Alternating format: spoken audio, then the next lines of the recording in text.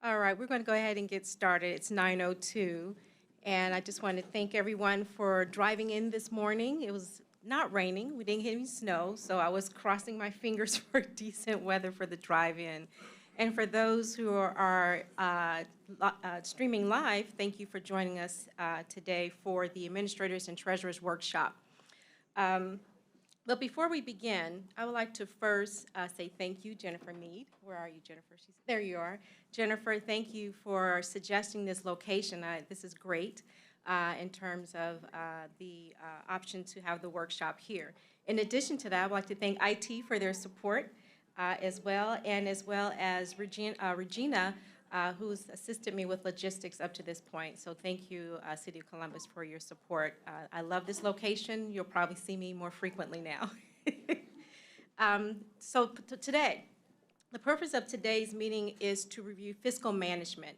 And I really wanted to bring in the treasurers and administrators in the same room so that we can talk about budget alignment, so we can talk about the EdSteps review process and CLNA and how it ties to the fiscal management pieces and components. We haven't had a chance to level set with our treasurers yet, and that's why we decided to have this workshop for you to really give you a high-level overview in terms of the EdSteps process, which is the Perkins Plan, the Comprehensive Local Needs Assessment, how needs are identified in the plan that have to be funded through the CLNA process. In addition to that, we'll have state updates as well. Shell Nichols is going to provide some remarks in regards to state updates. And in addition to that, we'll have David Ely, Brian Jones, and Aaron Roush will be joining us today. And then we also have Josh Coleman that will be presenting with the Think, Pair, Share, and also we'll have Radisha as well that review the allowable use of funds. And then I'm going to review the monitoring process for you. Very high level, again, just fiscal management point of view with regards to the monitoring process. And then also John Beard is going to review the EdSteps. Did I miss anyone? I think I covered everyone. Okay, so before we'll, again, like I said, we'll review Think, Pair, Share, Grants Management, Procurement are our topics today. EdSteps Perkins Plan requirements, Perkins monitoring and risk assessment process, CTE funding and EMIS updates, and then we'll have a summary evaluation at the end. Also, if you need to have access to the restrooms, they're through this little hallway here to the right. So that's a shorter distance to the restroom opposed to going all the way down the hallway if you choose to go that way. Also, let's see, something else I'm missing. Oh, if you need to talk, please make sure you talk into the mic for the simple fact that people that are streaming can hear you. So just let us know before you start talking. We'll pass this around as well. In addition to that, Josh is going to have Think, Pair, Share, but I just want to give you a brief introduction. There's some sticky notes on your tables as well as sticky notes on the wall there. He's going to walk you through that process, but when you have any ideas and thoughts and things like that, write them down on a sticky note. We're here for you to make this work for you. So this is our second time we've had this session prior to the pandemic. So hopefully we'll learn from this process based off your feedback. So please take the time to write down your items on the sticky note. Without further ado, I'm going to turn it over to Shell Nichols, and she has some remarks for you. Thank you. So good morning. I'm not going to use the mic because I used to coach and I'm an official, so I don't think I need a mic unless you all are not able to hear me. Can you hear me in the back? No, they can't hear you on the stream. They can't hear you online. Oh, online. Okay, thank you. So I'll just stay behind my little cubby. Oh, so. Or take the mic with you. Thanks. So good morning. So as Tawana said, my name is Shell Nichols, and I'm the Associate Director in the Office of Career Technical Education. And so I just want to, again, say thank you so much for coming today. We are just really excited, again, post-COVID to be able to be out and about and interact with you all. I do want to say thanks so much to the AFS team because they are continually working diligently and exceptionally hard to see how they can continually support you all through this entire Perkins process. So some of the updates I want to bring to you, first and foremost, I do just want to put a plug in for everyone to make sure that you continually keep your OEDs updated.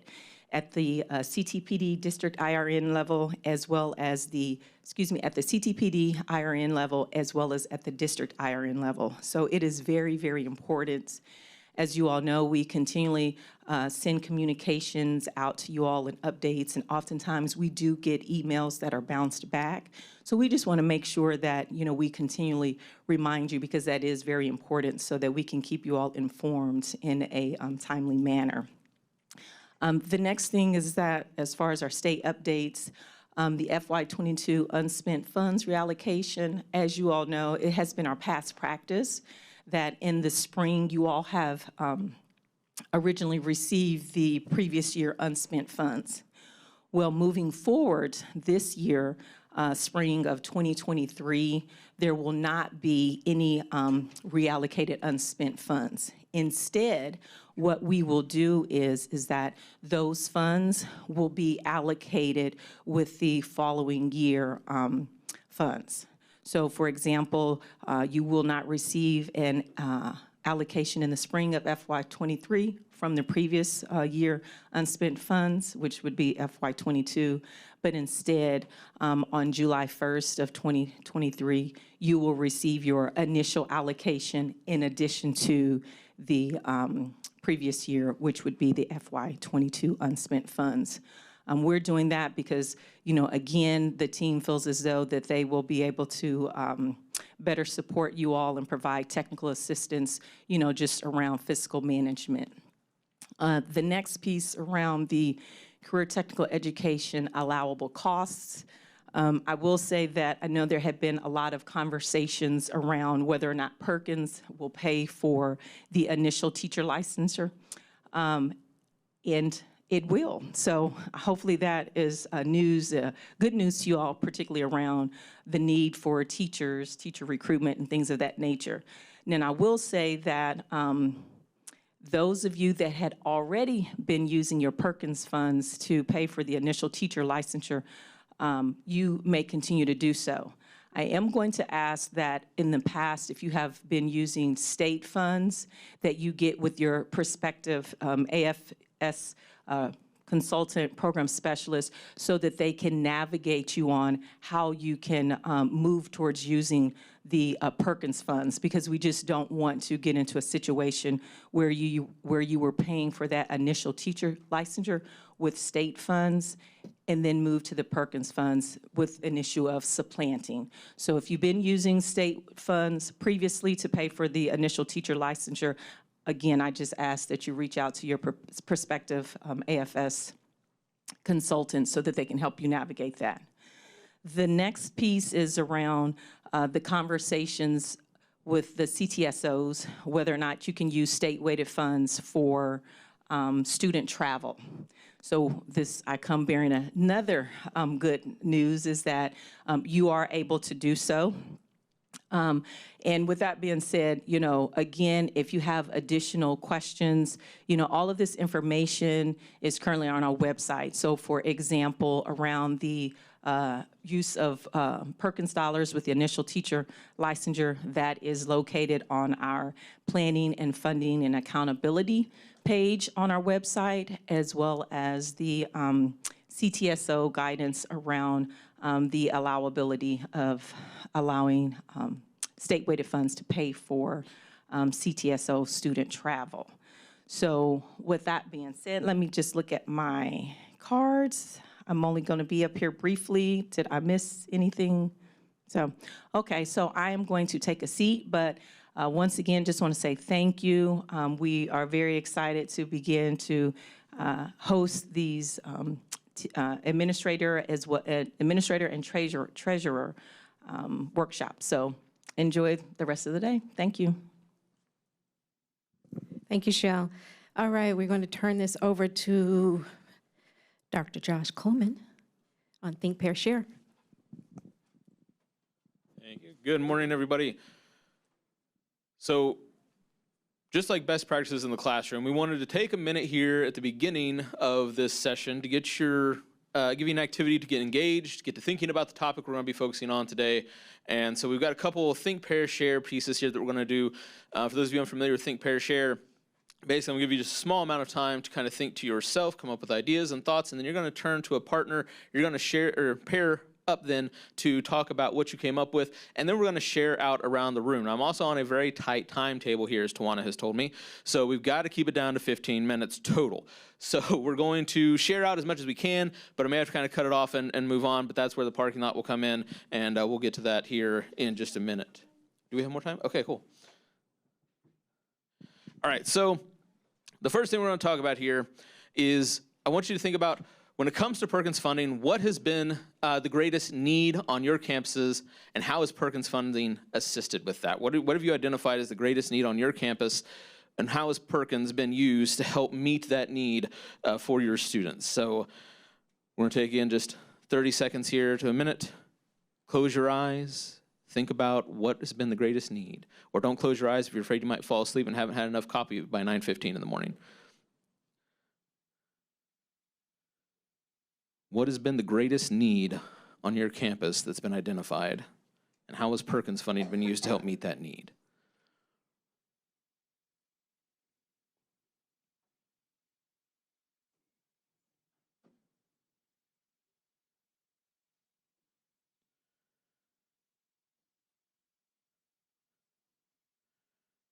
All right, now we're going to move on to the pair portion of this. Now, what I would ask you to do is, because I know what happens, everybody walked in, they found somebody that was already here that they know, and they're like, hey, I want to go sit with that person. You probably already shared and talked about some of these items before, so try turning to another table, find somebody there that you can kind of pair up with, and share very quickly for just a couple minutes here, what was the greatest need you came up with? How did you use Perkins funding to kind of help with that? And be sharing those things out here in just a minute to kind of let other people know what they've been identified and how Perkins has been used to kind of help each other figure out what works best on different campuses and what ideas might they be able to steal from you. Go.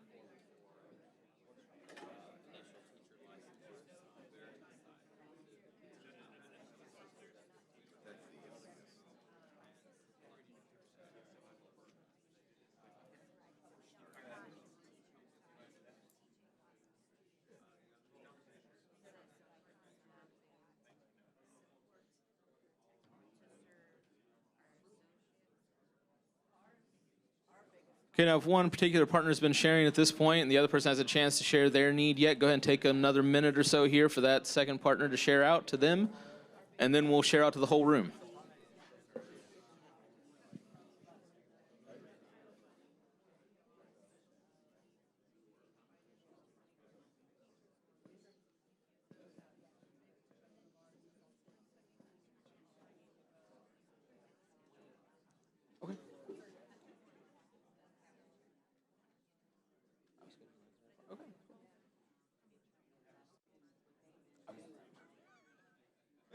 I didn't know that many questions.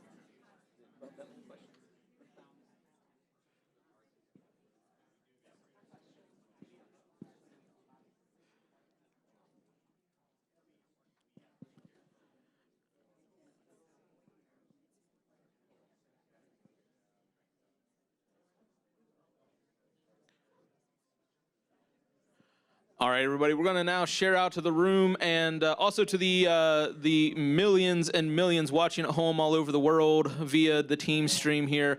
Feel free to partner up with people if you're in a room together, share out with each other and talk these things over as you've noticed them on campus. You have different perspectives on things. But now at this time, for those of you who are here, What are some of the things that came up? Anybody have anything they want to kind of share that was kind of a major revelation they heard from somebody else of a need that they found interesting or helpful to them of how people use the Perkins funding to help out on their campus? We'll bring the microphone around so that the people at home can hear as well. Any to share out? Yeah. So at our Career Center, which is Collins Career Technical Center in Lawrence County, we identified a need around our adult education students not really having a single source that they could go to for resources as far as student services. So we instituted a student services coordinator this year, and it's been a really big help to, especially like our program teachers and program directors, of having somebody to help them co-manage or really take that on and manage those needs for students around finding resources for transportation and mental health services and childcare and those sorts of things. Very nice, thank you. Anybody else have anything that they discussed they want to kind of share out as a good best practice that they found? We also use our Perkins dollars for human capital. Because we're a comprehensive, we don't have a large team of folks to manage the work and do the work. So we have career pathway specialists that are the liaison between business partners, students, work-based learning, and technical skill attainment. And then we also have a career technology specialist who works with all of our programs, all of our electives, and the curriculum, and the software, and the up-to-date, in-demand career fields aligned with technology to bring that information back to our teachers. So he's our train the trainer on site that actually helps to train our teachers and provide the PD and helps with teacher retention. Thank you. Anybody else? So good morning. We have Dawn online, and she says that Perkins has been great for providing staff services for student supports, business partnership coordinator, career readiness coordinator, additional guidance counselors, CTE, specific academic instructional paraprofessionals, and then CTE equipment. Thank you, Dawn. Thank you. We got time for one more before we move on to the next round here. Anybody have one last thing to share out? All right, so let's move to our next topic. Josh, we've Yes, got another we've one got one. online. We've got another one online. Go ahead. Mary says Perkins has been great for providing staffing for new career tech initiatives. It's a lot of staffing, and I know I'm fairly new to the team, started in August, and that's something I've already noticed in a lot of the Perkins plans is people using the funding to hire on those supplemental staff to support all the different initiatives going on and help, spread the burden around a little more. All right, so for our next one here, we know what's not gone smoothly. We hear that, loud and clear, and we should. And, but we often don't hear the good parts of what's going on. And so what I'd like for you to do now for this one is, what has gone well with Perkins, on Perkins process, specifically on your campus this year? What's been kind of the, something maybe you found really helped to ease the writing of things or the submission process, or is there anything that has gone fairly smoothly for you that felt like, yeah, this was a nice adjustment to this year? So we'll take just, again, 30 seconds to a minute here to think, brainstorm some ideas on your own, and then we'll partner up here.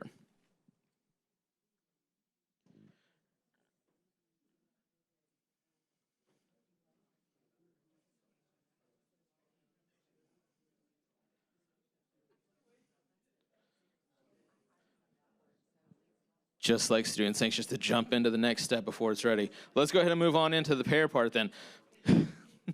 As you come up with your ideas, feel free to share with your partners there at your table. We'll take a couple minutes to kind of share out. Remember to kind of exchange back and forth.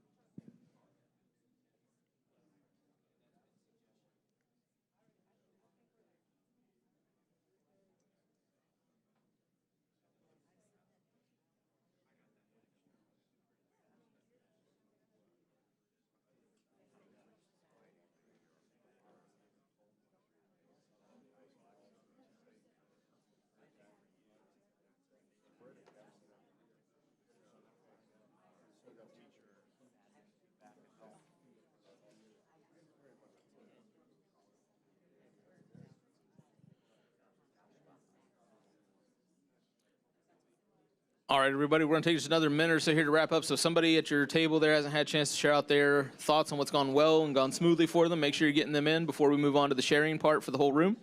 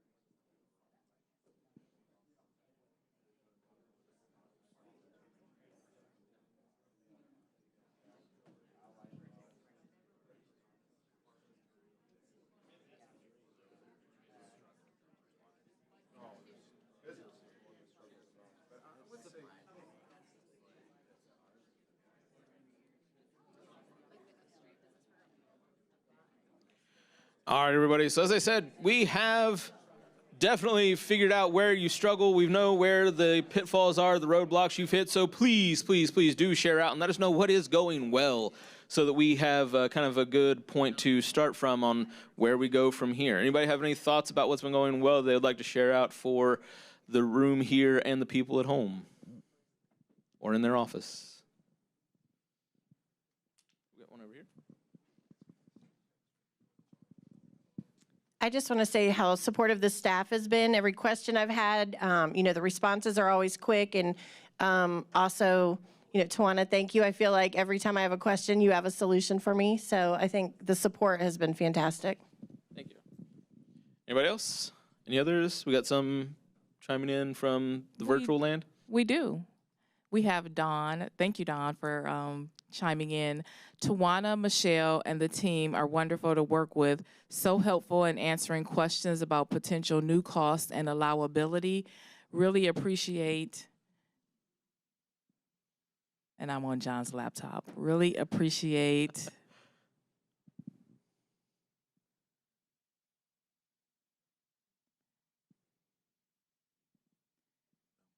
I don't know. Oh, really appreciate them. Thank you, Dawn. Thanks for that. Any others in the room? Things that have gone well or smoothly? Here we go.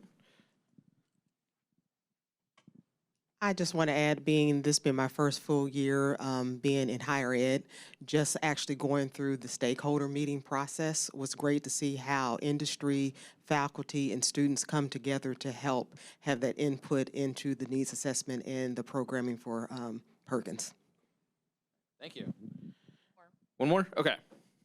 So Mary Murphy said the engagement process has brought new awareness of Perkins activities and objectives to our campus community. So that stakeholder engagement has really been valuable. Awesome. All right, we got time for just one more. If there is one that wants to share out online or here in the room before we move on. Going once. Yes. Just one word, Tawana. I think anybody who's worked with Tawana can absolutely 100% agree with that statement. All right. Thank you all so much for indulging us here in our Think, Pair, Share as we kind of get you guys engaged here. Now that I've conditioned you to talk through all the other presentations as they happen here today, it's a good time to bring up the parking lot. So we got the parking lot back there on the wall. It's the white papers that are hung there from the bulletin boards. And what we'd like you to do is, as you're going through the sessions here today, as the presenters are talking about their topics, write down your questions on the paper, or sorry, on the tables there. There are little notepad sticky notes. Jot down your questions, thoughts, ideas, snide remarks. We'll filter those out just like on social media. But let us know what kind of things are popping into your head as you're going through this process here and hearing these presenters come out. We'll put them back there on the wall. We've kind of broken it down by the different categories and different presentations that are going to go on here today. And I'll be back there kind of helping to sort and organize those. So similar thoughts and ideas and questions come in, we kind of keep them somewhat consistent and keep them organized. And then at the end of the session today, we're going to, again, share some of those out. We're going to ask our panel of experts to answer some of those questions for you, and also any other insights or anything like that. We'll make sure that people have an opportunity to hear about those. And online, if you have questions that pop up, type them into the chat. I will stick them into the parking lot for you here so that we can still try to get to some of those questions. All right, that's it for me. Who's up next? Thank you, Josh. Appreciate that. Thank you for engaging in that activity. We want to get the blood flowing this morning because we know it was a nice little commute and an early meeting as well. Our next presenter is Brian Jones, and he is going to take it from here.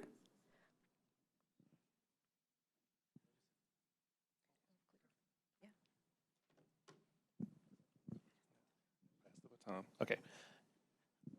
Oh, wait. You're all set. I got up here 15 minutes earlier than I planned. Good morning, everybody. My name is Brian Jones. I'm the CFO for the Ohio Department of Education.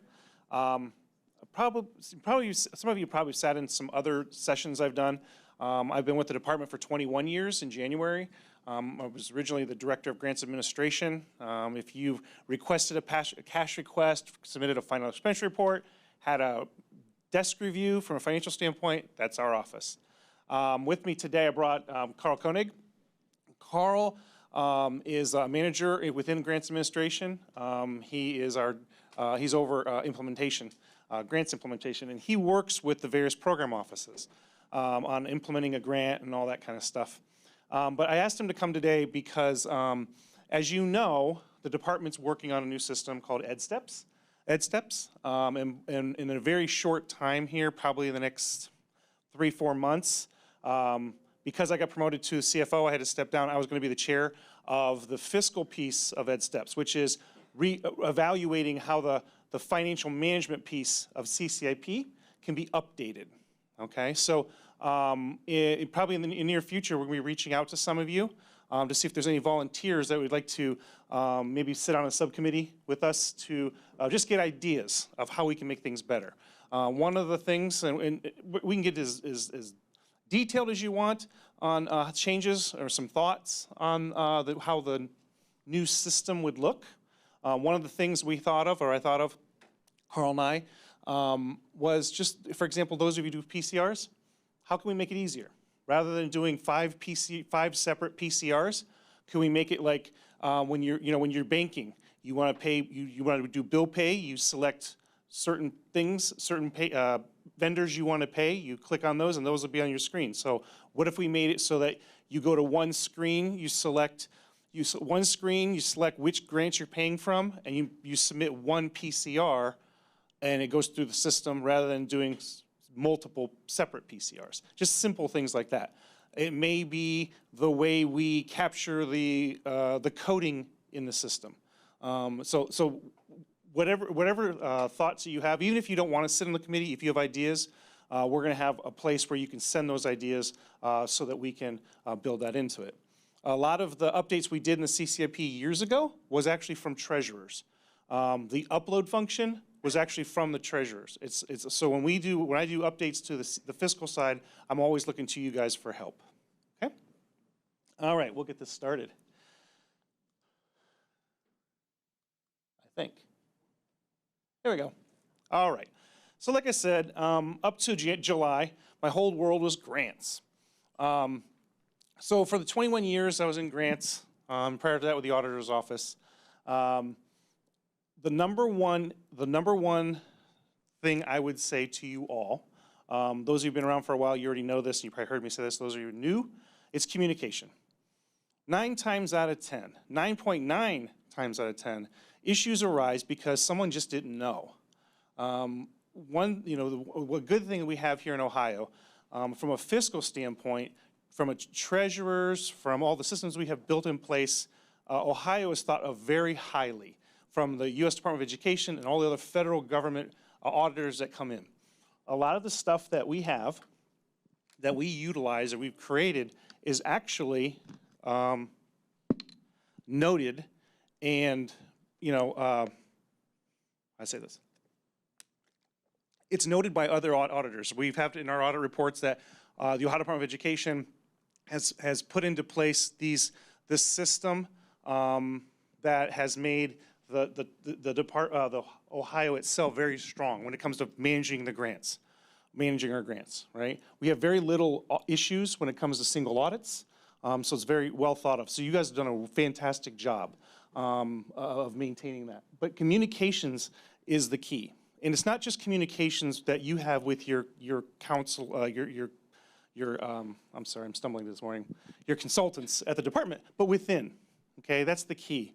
Within your own offices, within your own schools, making sure everybody who's involved in grants, who's involved, just kind of knows timelines, the purpose of the grant, that kind of thing. A lot of times what we'll see is we'll get a phone call and say, hey, we didn't know that this wasn't allowable, or we didn't know this timeline. Just make sure you have that communication. The third thing is, would be with your auditors. Don't be afraid to ask them a question. Most times, auditors are not bad people, right? If you have a good relationship with your auditor, just ask them, right? No harm, no foul. I would rather have you ask the question to your auditor in the beginning than wait to the end and to have them say, I'm sorry, you can't do that.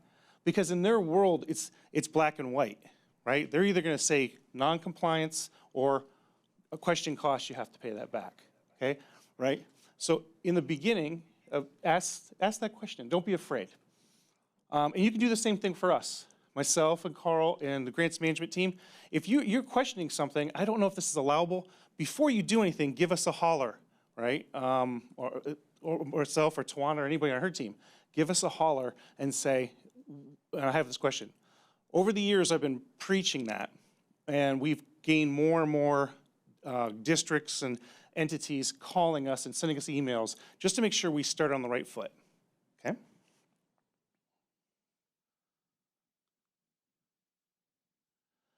Oh yeah, last bullet point, assume nothing, okay? Assume nothing. Don't assume, oh yeah, this is without, if you're guessing, don't assume anything, right? Don't assume that, I think this date is right, just call, find out, okay? Because what we don't want to do is have an issue later on.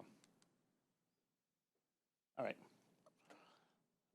So one of the things in grants administration, we always want to make sure is that you have reference material. You have somewhere to go, right? Or maybe someone on your team. You have a new member of your team, and you don't really have the time to train everybody on all the different aspects, right? Because there's hundreds of different aspects that you know. You've been doing this for 1 year to 15 years. You know that there's all these different little avenues in managing a grant. So what we've done over the past 5 years is, if not a little longer, expand on the grants administration webpage. If you go there now, it's been about 2 months ago, we've even changed how it looks because it's grown. The grants administration webpage has not only grant manual and references, but it also has YouTube tutorials. It has documents that if someone says, hey, you need to go get this document, go there, like maybe they're looking for assurance page. Upload the assurance page, go there. There might be the assurance pages on there, okay? If you're looking for, I don't know how to fill out a PCR, I'm making that up. Most of you do already know how. The instructions are on there. Or the YouTube instructions. You'll have actually someone on, you can do a training, okay? We have trainings taped that are on there. If you come up with something and say, you know what, I really wish there was some guidance on this, let us know, let Tawana know, or your consultant, and we'll make sure something gets put on the Grants Administration webpage, because we want to make sure there's something you can go to address your questions.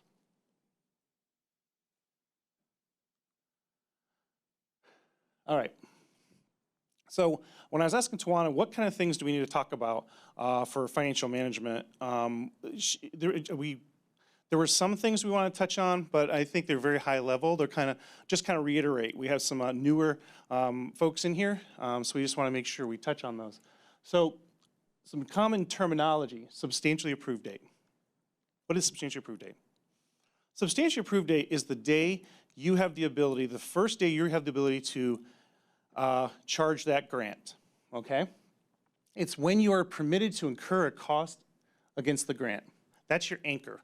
That never changes, right? So that's why when you do your budgeting and all that in the spring or May or whenever, and you get your application approved, it's approved for, usually it's July 1, that is your substantially approved date. So from July 1 on, you're able to charge the grant, okay, or incur costs, all right? Once you start going later than that, we have some entities that wait, and they may not get a substantially approved date till, say, October. Well, any activity they had for July, August, September is not allowable. You can't charge the grant because their substantially approved date is October 1, right? So that's why it's important that you get the earliest substantially approved date you can. That's your anchor. That doesn't change. Now, if you do a budget revision, the budget revision does not change the substantially approved date, right? So budget revision is just saying that at this point in time, I want to modify what I want to spend it on, right? I want to increase my salaries. I want to decrease purchase services, okay? Your substantially approved date is still July 1. It's just that when you put the budget revision in November, from November forward, that first budget it starts, right? Let's say in March, you get a reallocation. I'm making this up, I don't know. Let's say you get a reallocation. So March 1, you get this reallocation, you get an extra $10,000, so you budget it. So March 1 is your second budget revision, so those revisions going forward count. Now, why am I telling you all this? Because what will happen is, as your auditors and your monitors come out to visit, they're gonna go and select a transaction, right? And that transaction, they'll look at it and say, oh, wait a minute, that wasn't budgeted that way. Depending on when that transaction is, it may fall in one of the different budgets. So if you had two different, you had the original budget, then you did a budget revision in November, then you did a budget revision in March, you're gonna wanna make sure that the transaction that the auditor selected, they're matching it to the right budget revision. Does that make sense?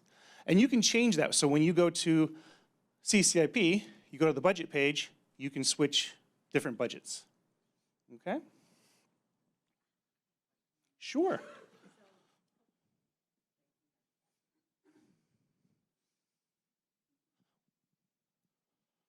Okay, so should we also be very careful, say if it's not, it's spending, so let's just say my equipment that I'm about to purchase and capital outlay or whatever the case is, it's about to exceed because of this particular purchase.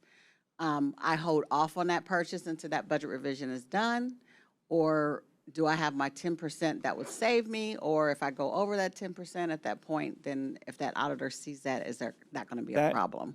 That is a fantastic multiple question. Yes, it was. That's Sorry. fantastic. Sorry. You hit it all. So no, so one, we'll start with, that's a great observation. You're about to purchase equipment, and it's a little bit more than you had left in the budget or you budgeted, okay? So the first thing you have is if it's less than 10%, if it's not going to affect the object code.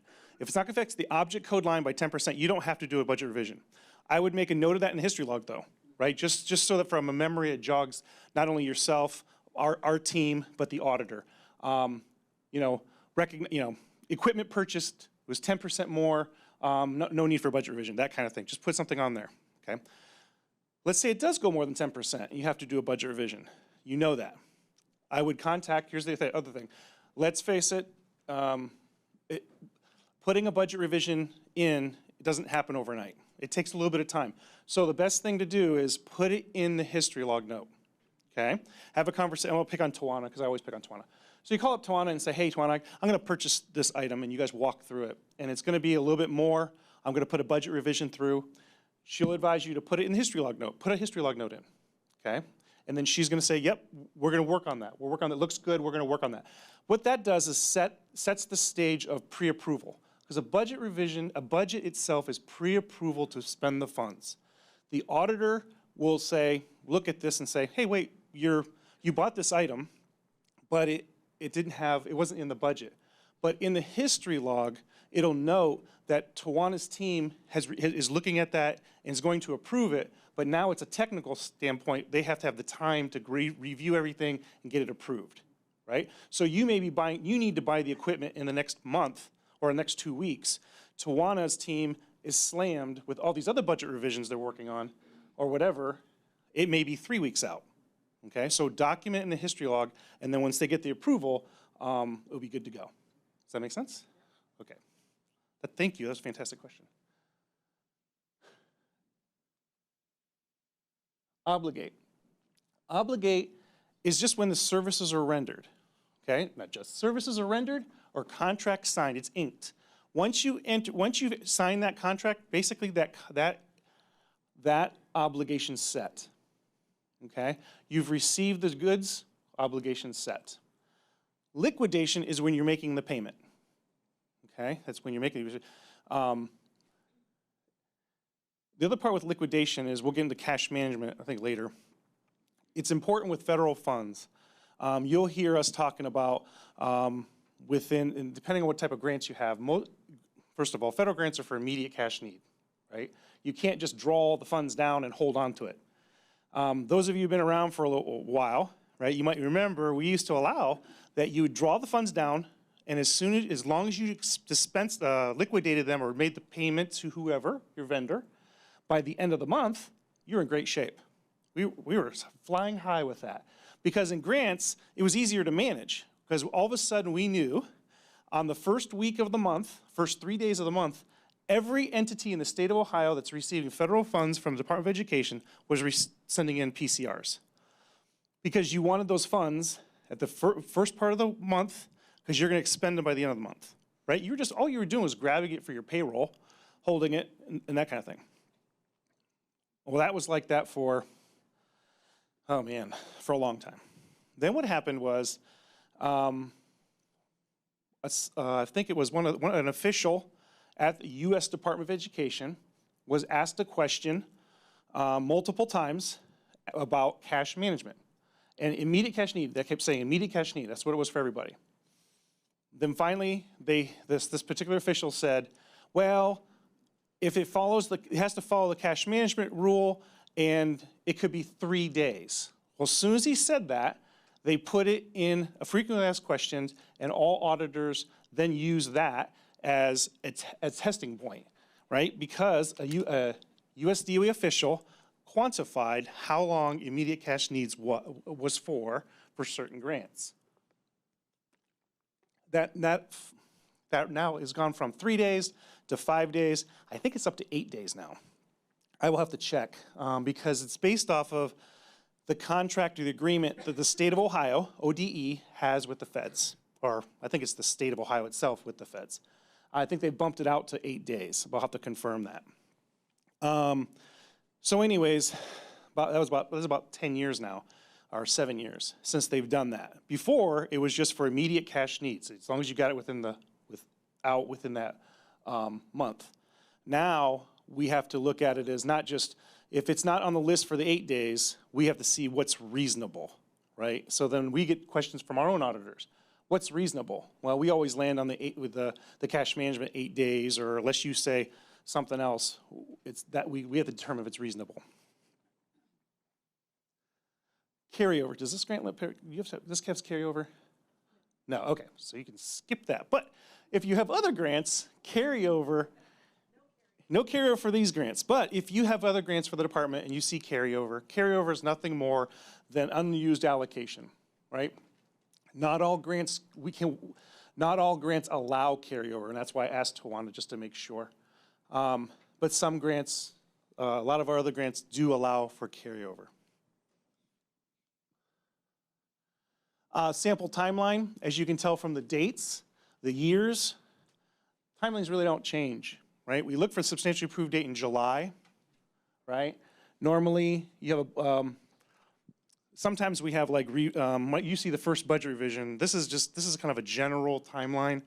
Normally, we have other grants, they'll have like, you have to do a reallocation.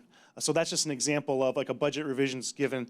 You might have a budget revision in between. You have a couple budget revisions. I just had put in October and January, and then the last day to obligate was June 30th. So that just showed that you could have budget revisions in between the start and the finish. June 30th is important because that's the last day you can incur a cost against that grant, okay? So I've actually seen, every year it happens. It's gotten better.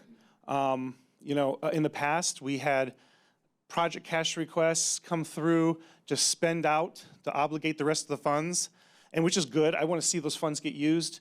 But then when you start dipping into what those are used for, you know, $10,000 in pencils, kind of, you know, flags, you know, it's, you know, you think it's all, he's making that up. And I'll get a phone call from the auditor's office and they'll say, yeah, we had X number of schools that just bought, you know, $10,000 in erasers.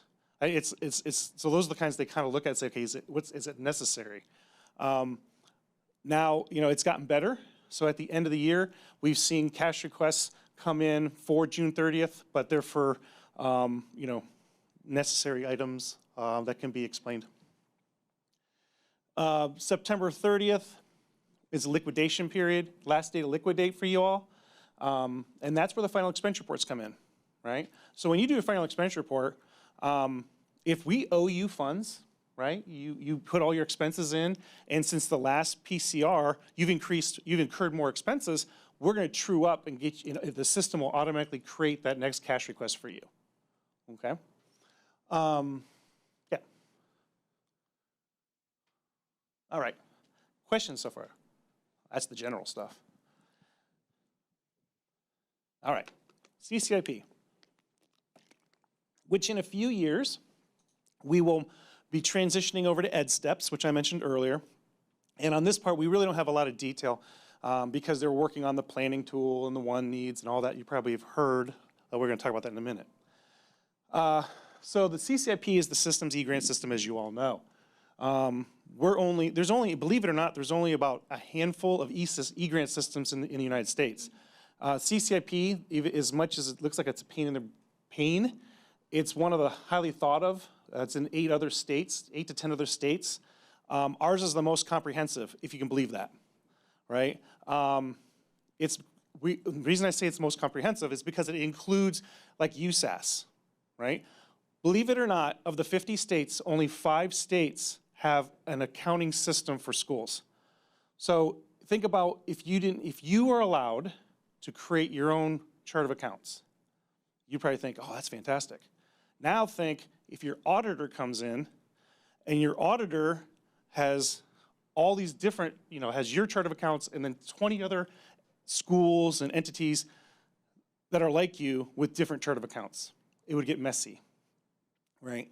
So one of the things that Ohio and a few other states have been noted for, and that's why we always get picked to help with high-level reporting conversations, blah, blah, blah, is because we have the USES guide and stuff like that, and it's maintained by the Auditor State's Office. As you know, the CCIP is tied, you can be tied even more with EdSteps to your funding, your goals, all that kind of stuff. Electronic files, everything is electronic, and all that good stuff. Let's go on. All right, so we'll go right to budget. So I know we had some questions about budget. So the budget's important because it's, like I said earlier, it's your pre-approval to spend the funds. That's all it's doing. It's your pre-approval, okay? Then later on, you want to modify it. It's the young lady said in the beginning, in the front. If it's greater than 10%, you're going to need to do a budget revision. If it's under the 10%, you don't have to do a budget revision. You just make a note of it somewhere that that's what your thoughts were, and then we'll go for it. From grants management, as we're approving PCRs and approving FERs, there's nothing more than we love seeing, and I mean this sincerely, if it's under 10% and you made an adjustment, or we can tell you're spending it slightly different, and you make a note of that in history log, that makes our life so much easier. Because if we see a difference, we're calling you up saying, okay, you have a PCR in here, but you don't have enough in this particular object code, and oh, we did this, right? If you just put a note in history log, we're gonna spend a little bit more on contracts, whatever, purchase services, but it's under the 10%, then we know where you're going and we can go with it, right? because that just saves on less paperwork and less kind of getting back and forth with you.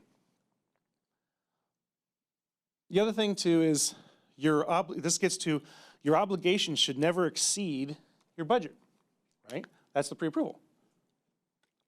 A lot of you are thinking that's common sense. You would think, right? So a lot of times what happens is life happens. You're incurring a cost, right? You incur a cost and you're thinking, oh, I already had that budgeted and it wasn't all there. So you end up going over by 11%, right? It sounds weird, but 11%, all of a sudden the system stops you, right? It won't let you make that payment, right? Because the one thing the system does, the CCIP, one of the updates we did to CCIP years ago is to recognize the 10%. So if you're like at 9.99, it won't stop you. But if it's at 10%, it will stop you, okay? The other thing too, it goes to communication, right? If one of your offices, they're in charge, you know, if you have it set up that you have team members that are like monitoring the expenses and all that stuff, and as the treasurer, you're just maintaining the budget, you're just maintaining high level stuff, and no one's told you to change the budget, but they're spending, everybody's spending, but that's where communication comes in. You want to make sure someone says, hey, we just came out of a meeting and our vendor says costs just went up 3%. We need to update the budget. That's the kind of thing you need to hear, right? So you can go back and say, okay, we look at this budget. Do I need to make this, we look at the budget from what they just told me, do I need to go ahead and do a revision or are we within that 10%? Okay. Yeah, I think we got that. All right. They're not retroactive, okay? Meaning, obviously what does it mean, right? So retroactive, we've had conversations with entities in the past that says, hey, we incurred this cost, but we didn't do a budget revision. And we incurred the cost 4 months ago. All right, I'm being facetious, but you want to make sure that when you do a budget revision, that it's from that point going forward. You're not doing a budget revision now because you incurred a cost 2 months ago, okay? Now, if you did do that, that's when you get on the phone with your consultants, your program consultants, say, hey, just letting you know, here's what happened, right? And then they're gonna be able to document and say, okay, I can't, you know, it's 50-50. Can they let you do it or can't they let you do it? A lot of times it comes down to communications. You might have had a communication, I'll pick on Tawana again. You might have had a communication with Tawana, and it's in emails, but neither way, you might have said, hey, I might be incurring this cost. We don't know yet. And Tawana says, yeah, that sounds good. You're getting this in an email. That sounds good. Just let us know. But let's say you forget. You forget to do the budget revision. You know, in an audit standpoint, they're going to see, hey, you didn't do a budget revision. It doesn't match up. So you're going to turn to us and say, hey, they're going to nail us for $5,000 or $10,000 in question cost. Can you help us? The first thing we do is we go to, did we know about it and would we have approved it? If we could say yes to both of those, then we can provide support documentation to your auditor. You would just say, hey, look at the history log note. We can put in there and say, we did have a conversation. This would have been approved. Now, will that get you off of the audit finding? They'll probably still have a finding, but they most likely won't be a payback. Does that make sense? Yeah.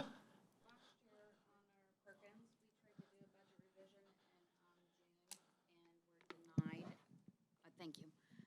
Last year on our Perkins, we tried to do a budget revision in June, and the person at the district who is responsible for Perkins had a note in the history log that after May 31st, we were not permitted to make a budget revision. Subsequently, the district had to send back some money on Perkins. So I just want to say that last day to submit a budget revision is not June 30, correct? Would you agree? No and yes. Yes and no. So Okay. June 30th is technically the last day to do a budget revision because that's the last day of the fiscal year.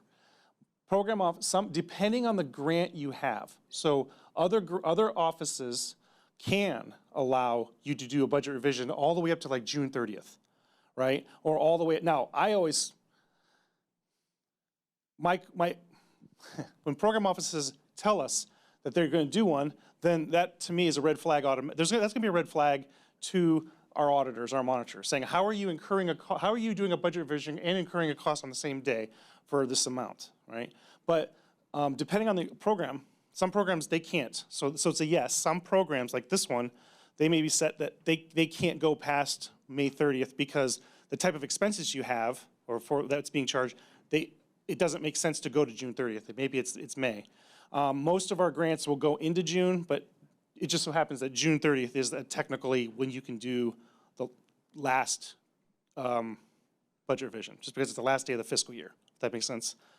Unfortunately, I will warn you though, if you get it to, let's just say even the 25th on, ask for a budget revision, you're gonna be asked a lot more questions like, the number one question is, the funds are supposed to benefit benefit that school year, okay? Most schools are done by the end of May. You're doing a budget revision June 30th or the 25th on. How is that benefiting the students that year? So that's gonna be your number one question. So technically, you shouldn't do on June 30th, but because it's the end of the fiscal year, it's still possible. Okay, hope I didn't just muddy the water, but every grant has, every office might have a little bit different. But thank you, that's a great question, thank you. Yep, and then some may have an earlier deadline. That's the May 30th, yeah. Okay.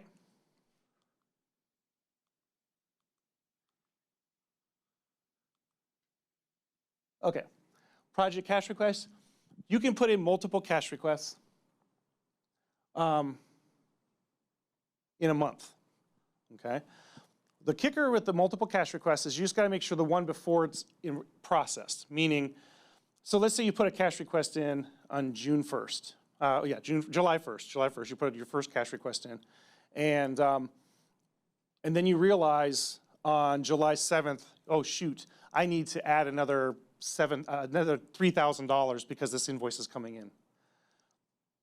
You can't put another PCR in until that July 1st PCR that you put in has gone to, at least I think it's accounting system paid. It's at least processed through, right? Because the PCR is on year-to-date expenses, it has to make sure it captures that before you go to the next one. So once it's gone through, and it's in, I think it's accounting system paid, you'll then be able to submit another PCR. Now, with the number of PCRs that we do, it has increased, believe it or not. Geez, 20 years ago, we were doing maybe 5,000 cash requests a year. Up to the pre-COVID, we were at 30,000 cash requests a year. With COVID, we're at 60,000 cash requests, okay? We built in the system automatic, where it automatically processes. If it meets like these three things, it automatically goes through. No big deal. But that's only about 20%, 20 to maybe 30% will come through, right? So there's still a lot of cash requests that we still have to look at and improve. 5 business days to liquidate. I think it's 8. I have to update that, I have to confirm. Basically all that is once you get that PCR to drop into your account, you have, we'll say 8, you have 8 days to get it out the door, right? That's all. You just gotta cut that check to that vendor, whoever, 8 days. Immediate cash needs. I've been harping on that all morning, right? Just for immediate cash needs. Why? Not only is it a requirement, but the feds want to earn the interest on themselves. They don't want us to have it because they can't earn interest. Support documentation, okay? In the past, when we created the upload function, a lot of the districts say, do I have to? You don't have to. We may see the request come in and it's at a certain level, we may kick it back and say, please submit support documentation. But that's been, what, 10 years now? Now we've seen more and more grantees put support documentation in there. And it's one of two things. One, it's just that you're thinking, well, I have it in my hand, I might as well just upload it. Or two, I'm just gonna keep you off my back, I'm just gonna upload it because I already know what you're gonna ask for, which is good both ways, right? If at minimum, you just upload the accounting report you're using to create the PCR and upload that usually saves you from, it helps reduce the likelihood you're gonna be asked for more support documentation. Because what they're doing is they're gonna open up that financial report and just kind of peruse what kind of expenses you had. That's it. If there's something on there that they just don't know, they may ask for support documentation. That's it. If you didn't put anything in there, and they decide to look at it, then you got a phone call come in or an email, and then it's delayed. But if you have something in there already that kind of can answer their questions, that just moves it along a little bit faster. That's just food for thought.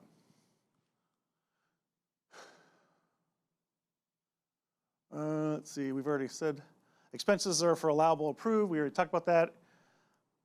Okay, I'm trying to move along. We have like 12 minutes. Oh, I'm sorry. So support documentation for expenditures, payroll records, and we'll talk about that a little bit in a minute, about time and effort. Purchase orders, invoice, receipts, signed contracts, payment documentation. It could be canceled checks, bank statements. Now, I'm not saying you have to upload all that into CCIP. Don't get me wrong. Those are just the types of support documentation that if you get monitored or audited, those are the kind of things they're looking for. Okay? Is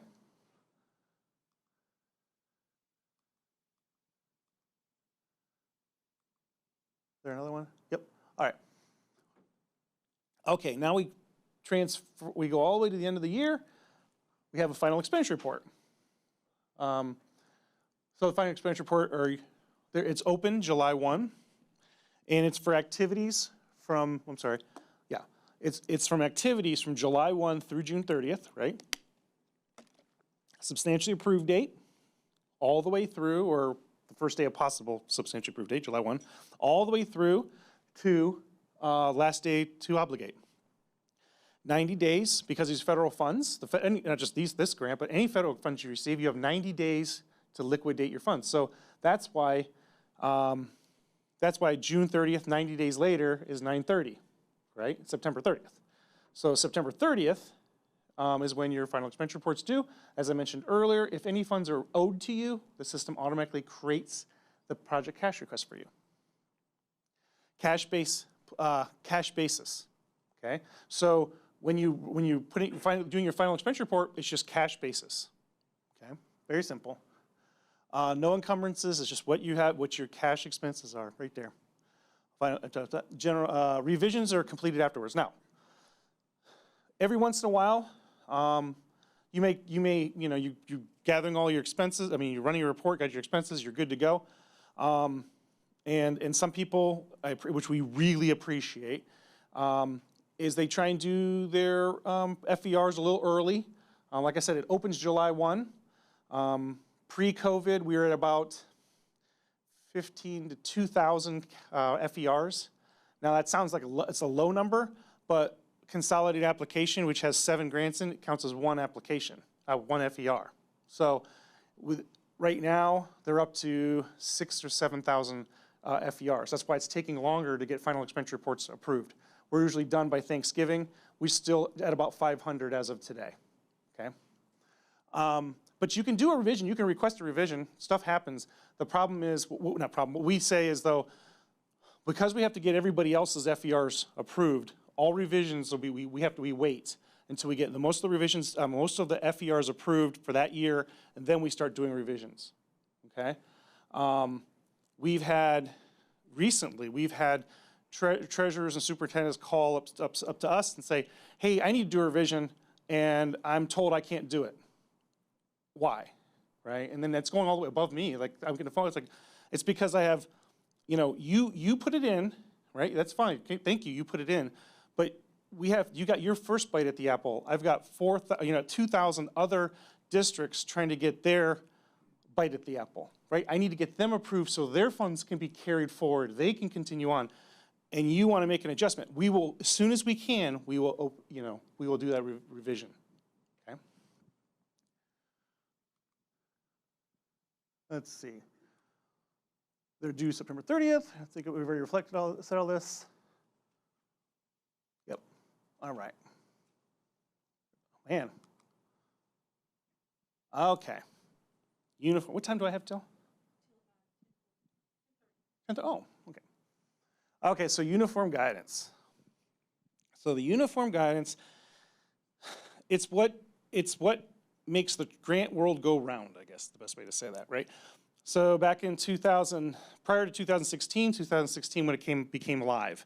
Probably 2014, they started putting everything together, and at the federal level, What they did is they convened a committee and took 7 different circulars. For those of you who've been around for a while, you remember A133, which is our federal audit. You have A87, A121, A123, A21, all those good ones. They kind of put them all together into one, which is good, one uniform guidance, okay? So the uniform guidance basically is used not just for the U.S. Department of Education, but for transportation, health and human services, all federal grants. So if by chance you receive a grant from another agency, or say you receive a grant from another federal agency other than the U.S. Department of Education, you're still most likely going to use uniform guidance, okay? It will be, if you receive a grant directly from the feds, which we'll get, I'll mention that in a second, you'll receive, just like we send you a notification letter, you'll receive a grant notification letter, and in there, it'll tell you the sections of uniform guidance that apply. It might just say all, but if it doesn't apply, it would say, okay? As I just alluded to, you can, if you go to grants.gov, let's say you have some projects out there that you're interested in getting, monies for, you can go to grants.gov, and there's a laundry list of federal grants that you can apply for, okay? And you would apply, let's say, I'm going to make this up, so just, let's say you needed a grant for, I don't know, some road work, right? There's something in your parking lot, something, I don't know. So the Department of Transportation, maybe they have something. So you type in the search engine some keywords and boom, wait, it popped up. I need my parking lot redone, I don't know. The Department of Transportation has a grant, okay? So what you would do is you could apply for it, you click on it, you will set up an account, of course. You click on it, and it'll give you the application to fill out. You fill out the application. Let's say you get it awarded, okay?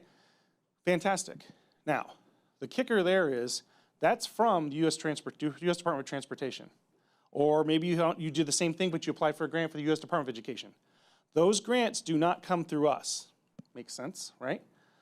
The reason I'm telling you that is because over the years, because we put out that federal subsidy report, we've had districts and their auditors call us and say, your federal subsidy report's all messed up. Well, it's possible. What are we missing? And they'll say, this particular grant, we're missing this particular grant. This phys ed grant, I think it was, $20,000 phys ed grant, you're missing it. Like, we don't give out a phys ed grant. So we go back and look, and they had actually received it from the U.S. Department of Education, and their auditor needed it for their CFA. They needed it. But so that was one of they realized that if you don't get it from the U.S. Ohio Department of Education, but you get it from a federal entity, you got to make sure you report that on your CFA, okay? But there are grants out there. All right, back to the uniform guidance. The uniform guidance are just general requirements for all grantees receiving federal funds, okay? And I just picked up a couple, and it's about 200 pages. So I just picked up a few that are hot topics, and we'll go from there. So it's not the number one, but the one we always talk about is allowable costs, or the costs allowable to this grant or to the federal grant, right? This is, non-federal entities have a financial management system that must be adequate to establish blah, blah, blah, blah, okay? Now, why did I talk about the USAS system? That's part of it. The CCIP is part of it. The accounting systems that you maintain, the electronic, whatever you're using, the state accounting system or whatever you're using, that's part of it. So as a whole, the state of Ohio, we're going to meet the financial management because of the things we put in place, right? We manage our grants through CCIP. The state of Ohio has established the USAS accounting system for you to follow, right? And what it helps with tracking and monitoring and all that good stuff of like accounts, right? Perkins, we can track our Perkins. We can say, I know, for example, because of USAS and looking at the EMIS data, that 68 to 70% of all grants, all federal grants, are used for salary, okay? I can do that only because of our accounting system, the chart of accounts. We mentioned this earlier. Expenses just have to be reasonable, necessary, allocable, right? Is it reasonable? I'll make it very easy. You got a 10-cent pencil, basic 10-cent pencil, and you just got charged $5 for it. Is that reasonable? No. Is it necessary? Well, yeah, you have the pencil, all right? Is it allocable? Is it allocable? Well, the pencil is needed for whatever. You can make an argument that I can charge it to whatever grant. If you can make that argument that it's allocable, I can charge it to that grant, then you're okay. But of the 3 questions, the first one didn't match, right? So you want to make sure it's reasonable, necessary, and allocable, okay?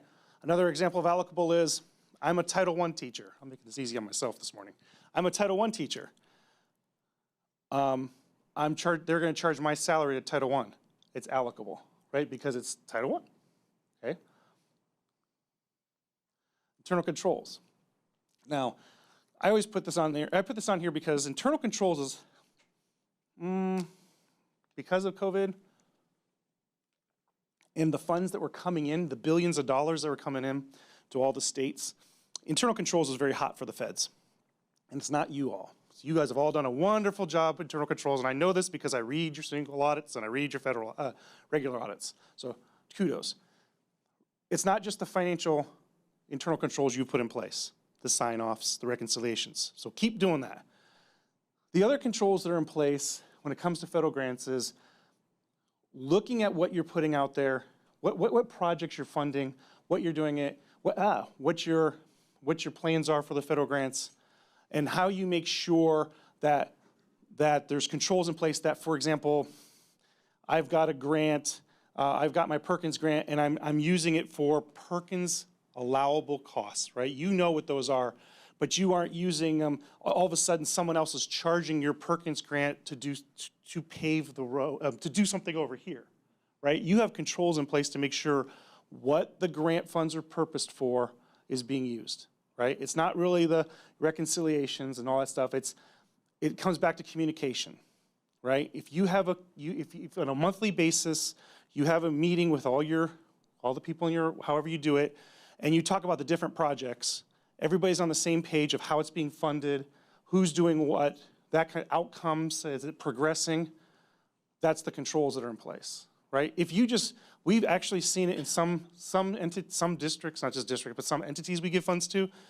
We just give them the funds, they give it to one person, they're doing their thing, thinking they're doing it right, but at the end, half of it was not wrong, but it wasn't going the right way. So there was no checks and balances. There was nobody saying, hey, I'm just picking on you, I'm sorry. Hey, who was watching, making sure, who was her backup to say, this is, that's not what the purpose of the funds. They were, oh, I didn't know. We built the project to do this. I didn't realize it wasn't allowable to Perkins or whatever grant. Okay, so the checks and balances is more than just the financial checks and balances. It's just making sure what you're spending the funds on, you have people, you have something in place to make sure that looks right, that's correct. Does that make sense? That's really what they're after. All right, cash management. We talked about this earlier. Cash management is just the timing of the funds that you have that's been given. I'm sorry, the timing of the funds you've received, okay? Immediate cash needs. You get the funds, they hit your account, now you're out of your hot little hands within 8 days, okay? That's what we're looking for. Yeah, okay, that's really what they're looking for, cash management. And they're actually testing that. At the state level, our state auditors are testing us for that. At the federal level, they're testing us at that. At your level, I know your auditors are testing that because they're calling me saying, hey, they dispersed it, what do you think? They're usually just counting off the days and making sure it sounds reasonable.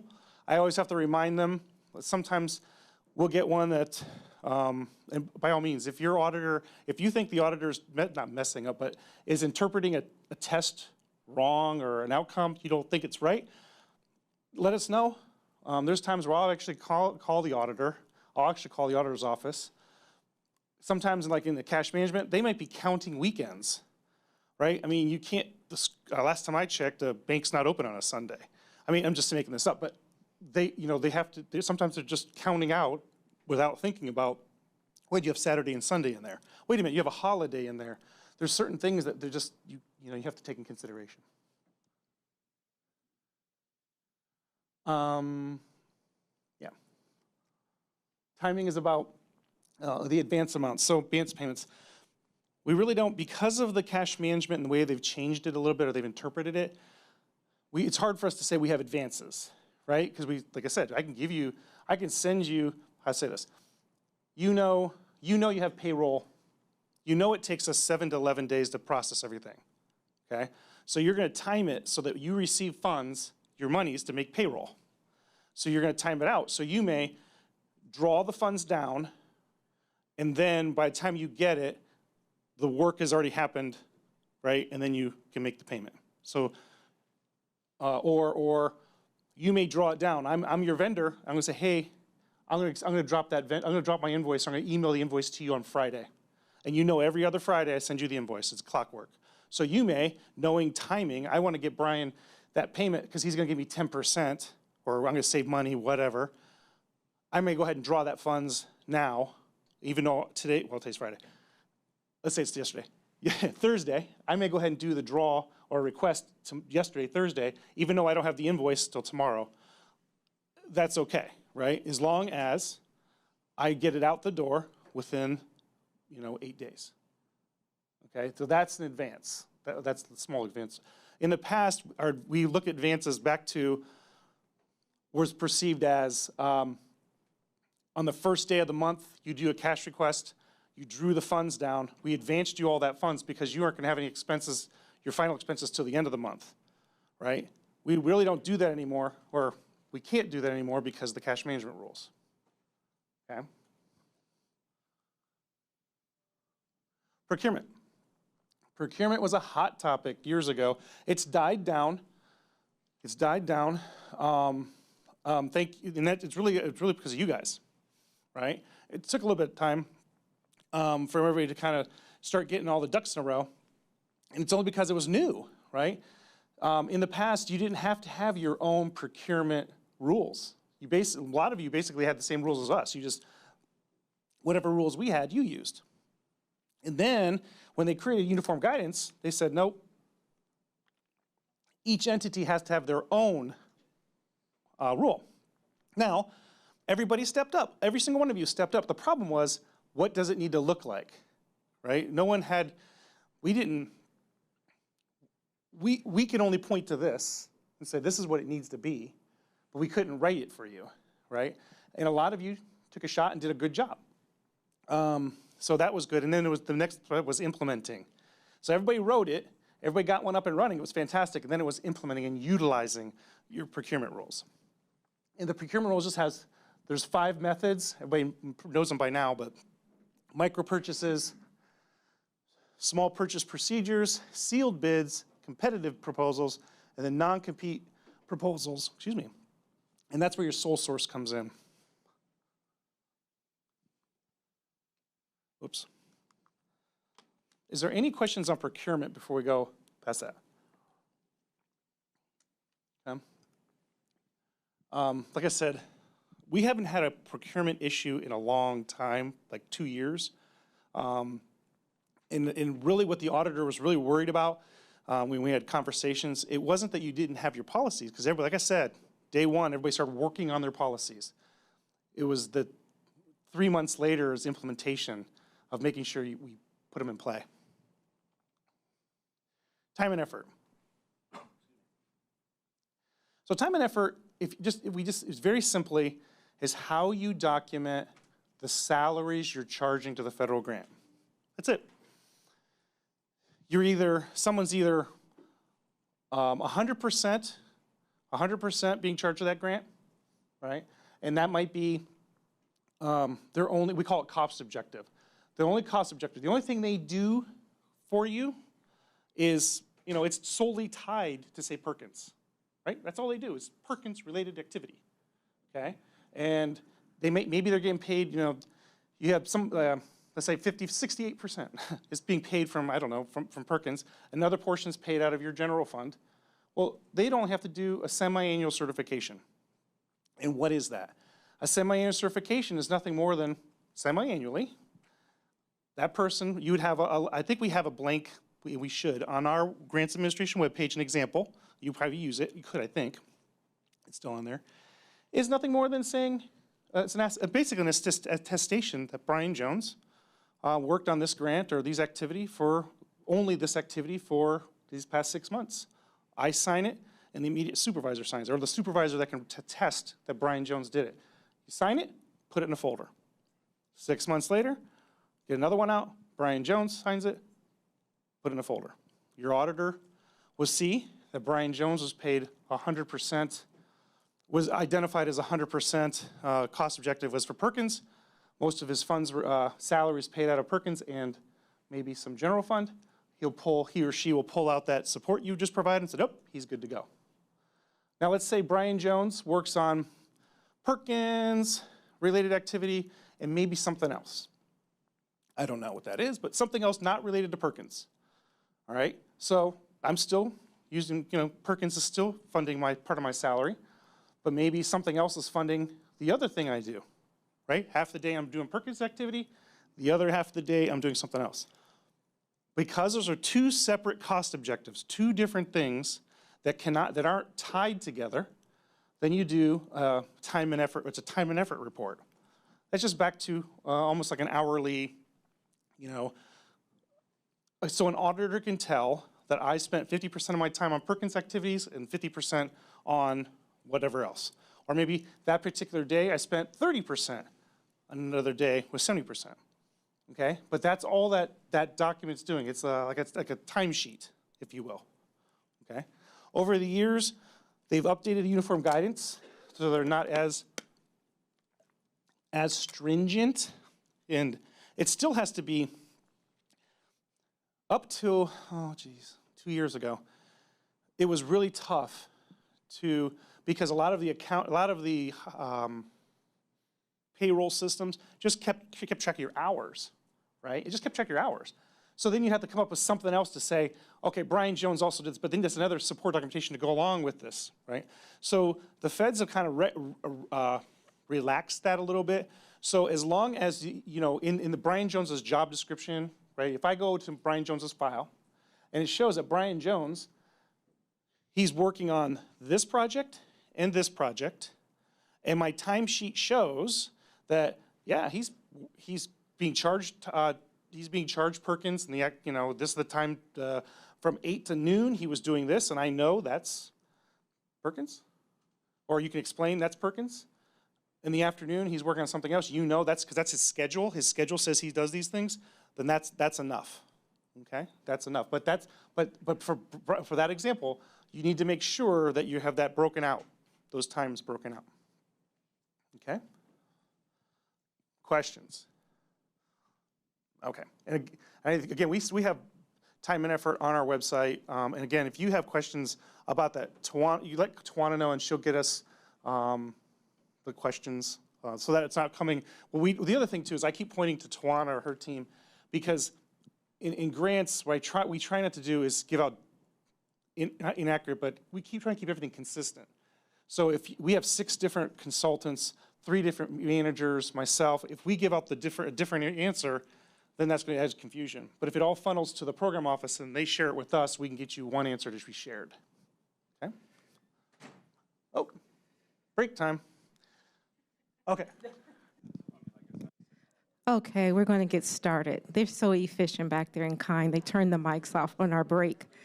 So thank you for that IT support. All right. All right, welcome back, folks. Welcome back.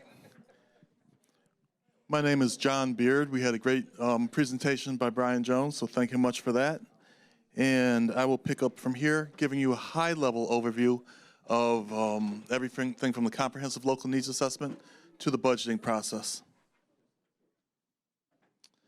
So there are really 4 things I want to touch on today. The first one is understanding the workflow, so kind of the timelines of everything, how everything ties together in terms of time. The second one is understanding the tools So we've got some new software systems out there and applications, and just understanding how they all work together and fit together. Again, high level, we're not going into detail here. Third, we'll understand the Perkins required uses of funds, which is something that may be of particular interest to the treasurers, and how we've integrated that into the planning process.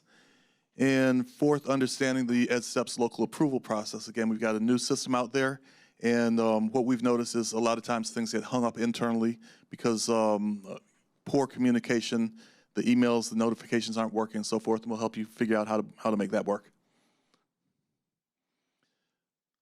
So over the next 30 minutes, I'm going to talk about that planning horizon, review of the applications, the required uses of funds, and the treasurer's role in EdSteps approval.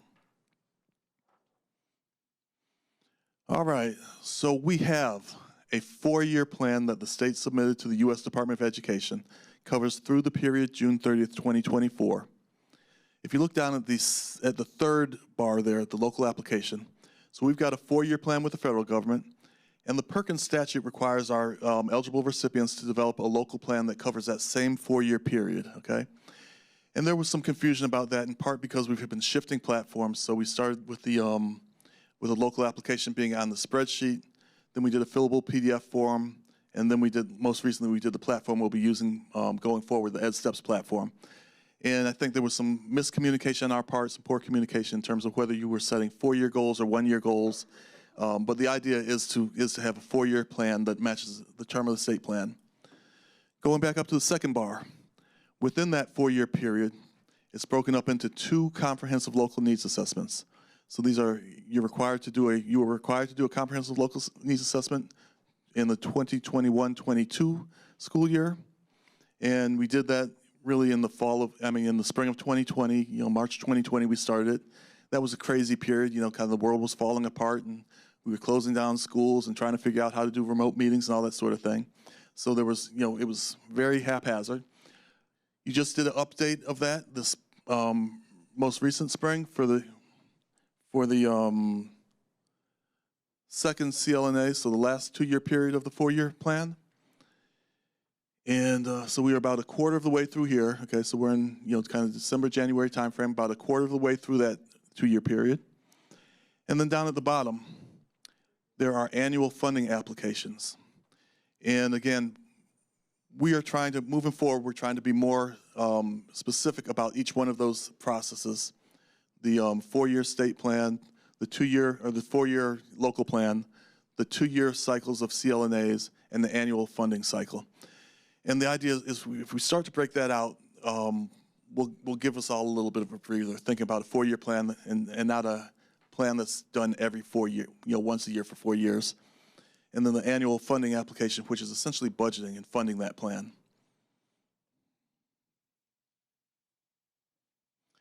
And I'd say if you have questions as I go through, please feel free to raise your hand. Otherwise, write it on the Post-it notes and get them to Josh. We'll put them on the parking lot. But feel free to stop me if I've missed you anywhere. Okay, so let's understand a little bit about these time frames, talk a little more about them. Again, the Comprehensive Local Needs Assessment is the first. I was trying to get to the laser there. So the CLNA is the first part, okay? Perkins is very explicit about having to identify needs that you then address. So the Comprehensive Local Needs Assessment is the first part. And that was precedent to doing your 4-year plan, okay? So we did this in March of 2020, and we did the planning process along with it at the time. But the idea is the CLNA is done first because you're identifying what you want to develop goals and strategies around. Again, with the CLNA, Perkins is very intentional about requiring you to have stakeholders, not only kind of generic stakeholder and public engagement, but they specify who needs to be at the table. Again, the CLNA is updated biennially, and again, we say updated. So you don't need to do the whole thing again, but the idea is you do updates to it. And you may want to kind of pick those things that are most important and focus most of your attention on them, and then just kind of touch the rest. But the idea, since you've got the CLNA, you've done it once, our goal is to continuous quality improvement. So let's make it a little better each time. The next thing we have is this local application in EdSteps. So again, we've done the local application now 3 different ways over the last 3 years. We started out as it was the last tab of the spreadsheet the first time we did it. Then we did the fillable PDF for fiscal year 22. And then we did Ed Steps for the first time in 23, okay? Now, again, the idea is that's a 4-year plan, and Ed Steps will be the platform going forward, so there will be 4-year goals set in Ed Steps. Again, Perkins requires you to engage stakeholders in that process, and the local application also includes 8 required questions. So the federal government tells you you've got to address these 8 different aspects of it every 4 years. And we haven't really figured out what to do with that, but the goal is those 8 questions are really best practices or the intent of the legislation. And so at some point we'll probably be doing something to involve a self-assessment with you, so you're measuring kind of how you think you're doing as far as advancing towards the intent of the legislation. And the local application in Ed Steps, that's where you identify goals, SMART goals, strategies, and action steps to support those strategies. The third piece, again, is funding, and we thought it would be in Ed Steps this year, as Brian alluded to. It's actually going to be in Ed Steps next year, so for FY25, not FY24. So this spring you will again be, or next June you will again be using CCIP for the budgeting process, so we'll be in 2 systems again. And that funding process, again, allows you to reassess where you are with your 4-year plan, so sit down with your stakeholders and reassess where you are, and then fund those things, fund those action steps that drive you closer to your goals.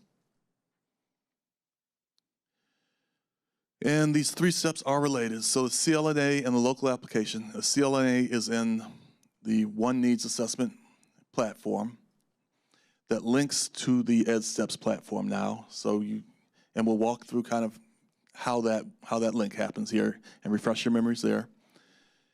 And then the local applications are goals and strategies that are then funded through the budgeting cycle. And again, that was done in CCIP last year. It will be done in CCIP again this year. But the goal is to have it in Ed Steps for fiscal year 25, which will be the start of the new 4-year cycle. The one thing that ties all these together is the identification of needs, which is done in the CLNA. So you cannot,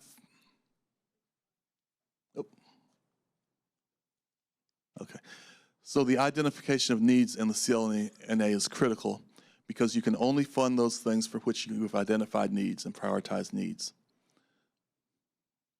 And that's something that will trigger us to reject applications or reject funding requests if you have not identified the needs in the CLNA and carry them forward into the local application. We'll cover that in more detail. So again, just kind of flow-wise, we have the One Needs Assessment tool. And again, that's assessing those needs in the CLNA through the Comprehensive Local Needs Assessment process. That's done in January or February of the even years. Local application is in Ed Steps. That's going to be done one time, and it's done in May of the first even year of the 4-year budget cycle, of the 4-year planning cycle. So we'll do that once, and it's done. And it is done before you fund, before you develop a budget.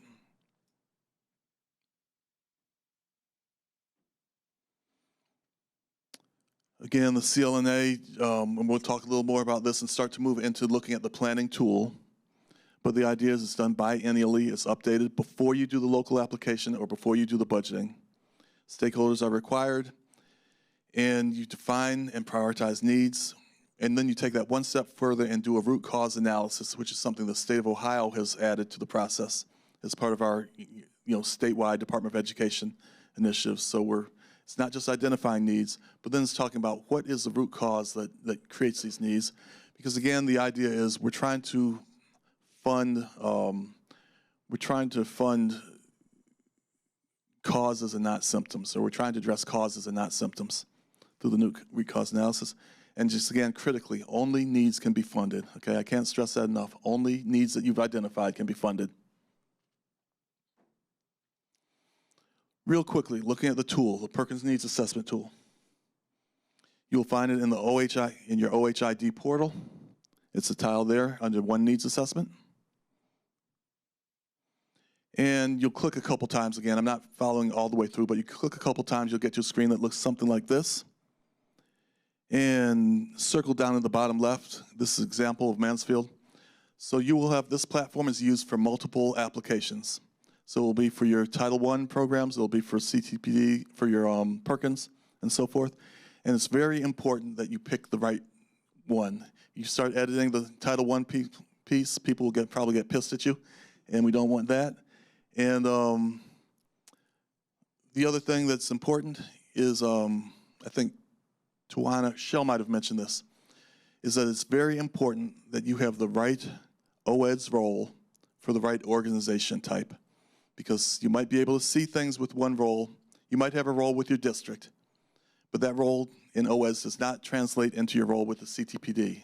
So you've got to have the superintendent, for our secondary institutions, have to have superintendent or superintendent designee or treasurer roles for the CTPD. And for our post-secondary institutions, it's data entry planning, data entry funding, and treasurer roles, I believe, are the roles that you have to have for your CTPD or for your post-secondary institution.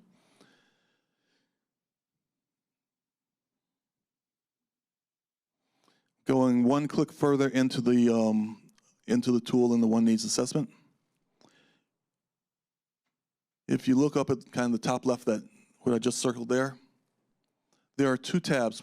One tab says Needs Assessment, the other says Pre-Planning Tool. We are showing you now the Needs Assessment tab, which is the darker gray the darker highlight, which I think we're going to try to get that switched so that it becomes the light highlight, but right now it's the dark highlight. So we're in the Needs Assessment piece.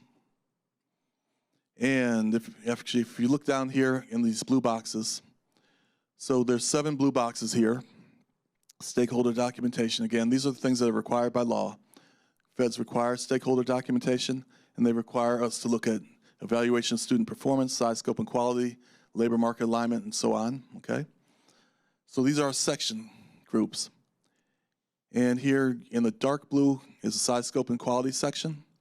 And that shows, the dark blue highlight shows the section we are in right now, okay? So we are in the size, scope, and quality section, which is validated by this heading here, size, scope, and quality. And underneath, there's another heading that says program quality. Each section has 2 or 3 different question groups. So now these questions here are in the program quality question group. And there are 7 questions in that group. I know because these tiles are slightly bigger than the others. This shows the active question group, the slightly bigger tiles. They're bigger than questions 1 through 6 there. And then just visually, in terms of our system, because it's highlighted in green, that tells you that you've answered that question. Otherwise, it would not be highlighted. Anything in green is something that's been answered. And then just, there are 2 things else I know about the last 2 questions. The last 2 questions in every question group are all the same. The second to last question, in this case, number 12, is the root cause analysis. And the last question, question 13 in this example, will simply ask, is this a priority? Okay, and all the question groups are the same. The last 2 questions are always the same. Why does that matter? Okay, and I'm just showing you right here. Question 12 is the root cause analysis. It says, based on your analysis, what are the underlying root causes that, if addressed, would result in a positive impact on program quality? Okay, and all of them are fairly similar. One of the things we want to work on, again, with the idea of continuous quality improvement, is getting better and better at addressing root cause analysis. You know, because we were a new platform this year and things were just happening really fast, our level of scrutiny was pretty high level at this, but we're going to start focusing more and more and insisting on root cause analysis so that you're really kind of laying out those needs that you'll then be developing goals around and then be funding. And then the last question, is this a priority need? A yes, no box there. And so in this case, the district checked yes there. You can barely see it, light shading. And let's see what happens when you check yes. If you check yes in this tool, we're going to move into the pre-planning box, okay? So they checked yes for program quality. And so program quality shows up down here. So that's the name of the question group. The root cause analysis shows up here. So everything they checked yes to, that they said was a priority, shows up in the pre-planning tool. So this is really the kind of the staging area for developing goals and strategies, okay? So you're identifying things that you may want to consider developing goals and strategies around. This kind of kind of lays the groundwork. This is the things that kind of rise to the top here. And the things that rise most to the top, we put a check mark by, because this column says send to planning tool. So again, we're in the CLNA system, in the One Needs Assessment system. In this case, you'll see Mansfield has selected 5 things that they want to send to the planning tool, and they've checked them. And when they save it and you go into the planning tool, 1, 2, 3, 4, 5, those 5 elements came over. So these are the things you'll be able to develop goals, strategies, and action steps around and then fund, okay? These areas. Again, program quality, again, you see there. All right, and by way of example, so what you will see, the only things that will come over are the name of the question group, so program quality, and the root cause analysis, which is the important part about is really drilling into that root cause analysis, because this is what we're going to start to look at, and we're going to start to assess whether you have identified a need that can then be funded, okay? So again, the root cause analysis comes over, so you want to make sure that anything potentially fundable is expressed in that root cause analysis. First thing you'll do is you'll develop SMART goals around it. And the SMART goals in Ed Steps, it's a little bit clunky. It's, it's drop down kind of pre-formulated syntax. And sometimes it works really great, and sometimes it's tremendously awkward. One of the improvements we'll have over the next cycle is an option to freehand write your own SMART goal. The SMART goals here are really, the way the system is designed right now, it's really set up kind of student-centered. So, you might have kind of teacher recruitment and attention goals, but the way it is right now is framed in terms of a student outcome. And sometimes, in theory that makes sense. Sometimes it just gets really awkward and clunky, so we're working on that. But the program staff will build out SMART goals in the EdSteps system. Then the program staff will identify strategies, and you may want to start to involve your treasurer at this point, because strategies are the required uses of funds under statute, okay? So this is one of the ways we start to kind of streamline, before you would have to write your strategies or write your action steps and identify which required use of funds. In this case, the required funds, uses of funds themselves are strategies, so you can have strategies related to professional development or strategies related to buying equipment or so forth. In support of that goal, we'll go in a little more in that later. And then the last thing is you build out action steps. So the action steps should be specific, concrete, they should be measurable. They should say the who, the what, the where, the when, and then you assign dollars to action steps. And this is probably where that integration with the treasurer really needs to happen, because this is one of the things we'll look at. Again, in the coming year, this will be split system, so it will be CCIP and Ed Steps. So if in CCIP we're saying we want to fund instructional support, and if in Ed Steps we see goals and strategies around instructional support, and if in CCIP we see a whole lot of equipment purchases, that's something we'll be asking a lot of questions about. So we want to make sure that our stories are aligned in both systems and that everybody's on the same page. The required uses of funds are Ed Steps strategies. On everybody's table, there's one document there that lists the required uses of funds. I think there are 42 of those funds that are really segregated into 6 different big buckets. Okay, so this is the universe of strategies you have in support of the goals.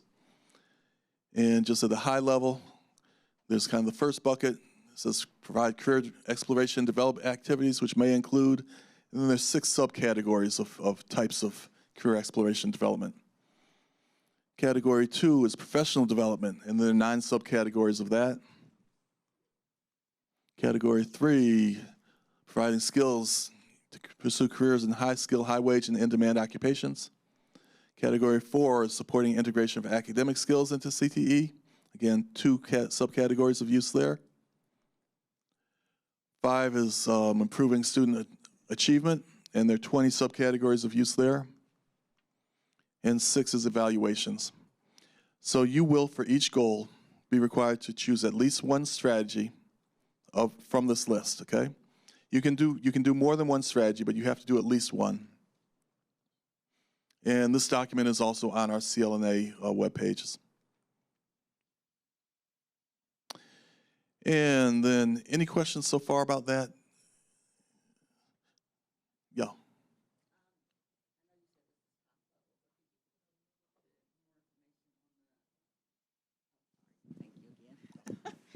The section on only the needs that you identify can be funded.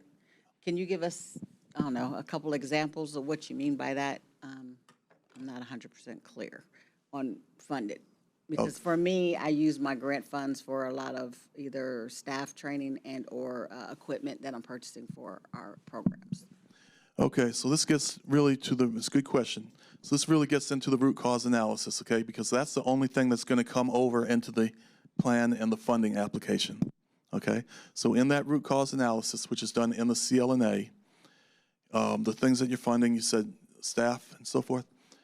Okay, so staff training, so you would be identifying the need for which staff needs to be empowered or strengthened, okay? So it might be, work-based learning, especially first year or two.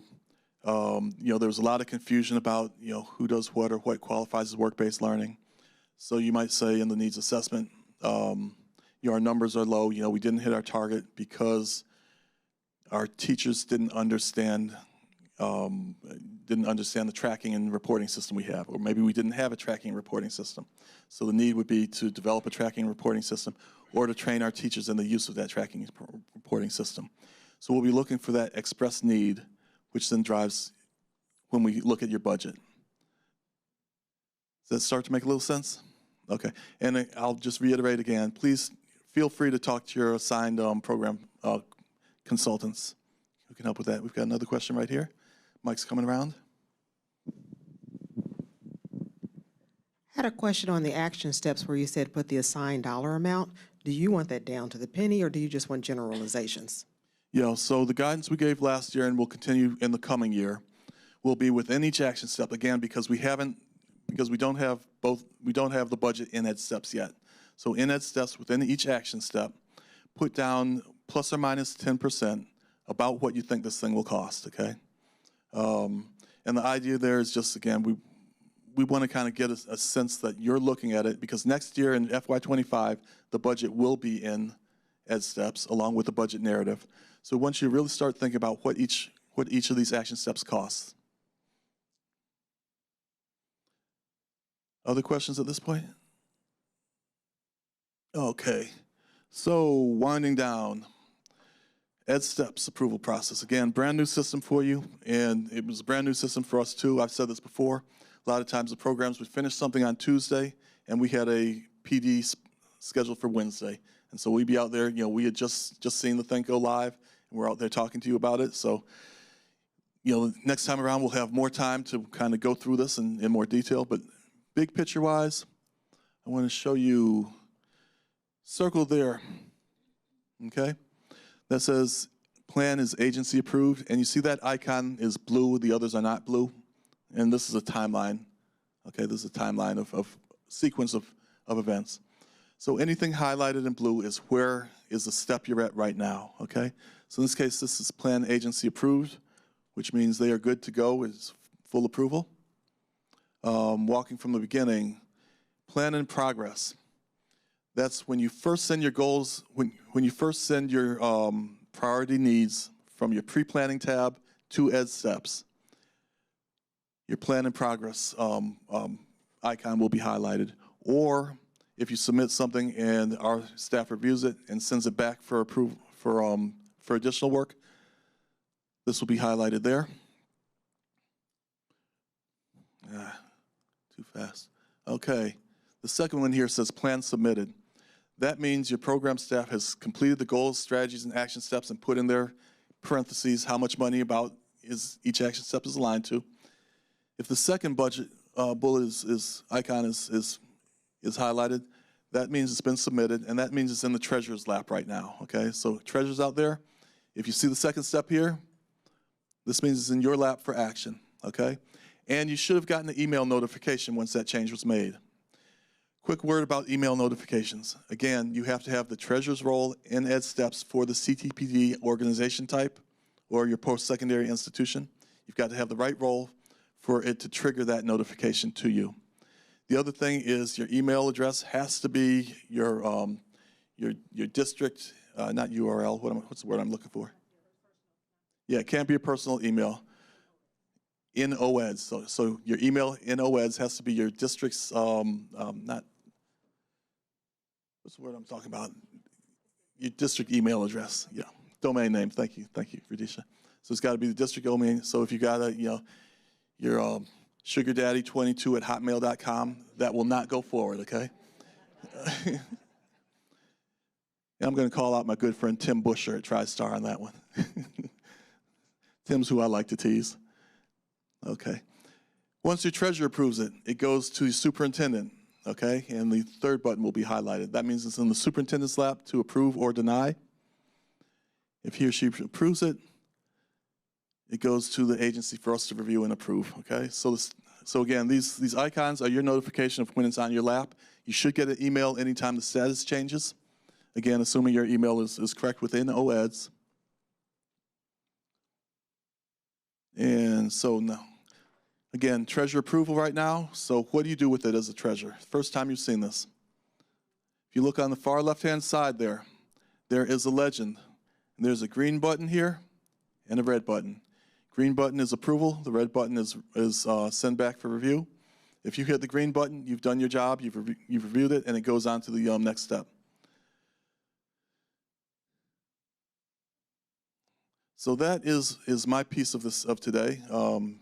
Hope you've gotten something you understand a little bit about the time frames and the horizon, a little bit about the tools. Again, this is high level. As we get closer to the events, we do more detailed training. So again, the goal is not to have you understand every step here, but understand how things tie together.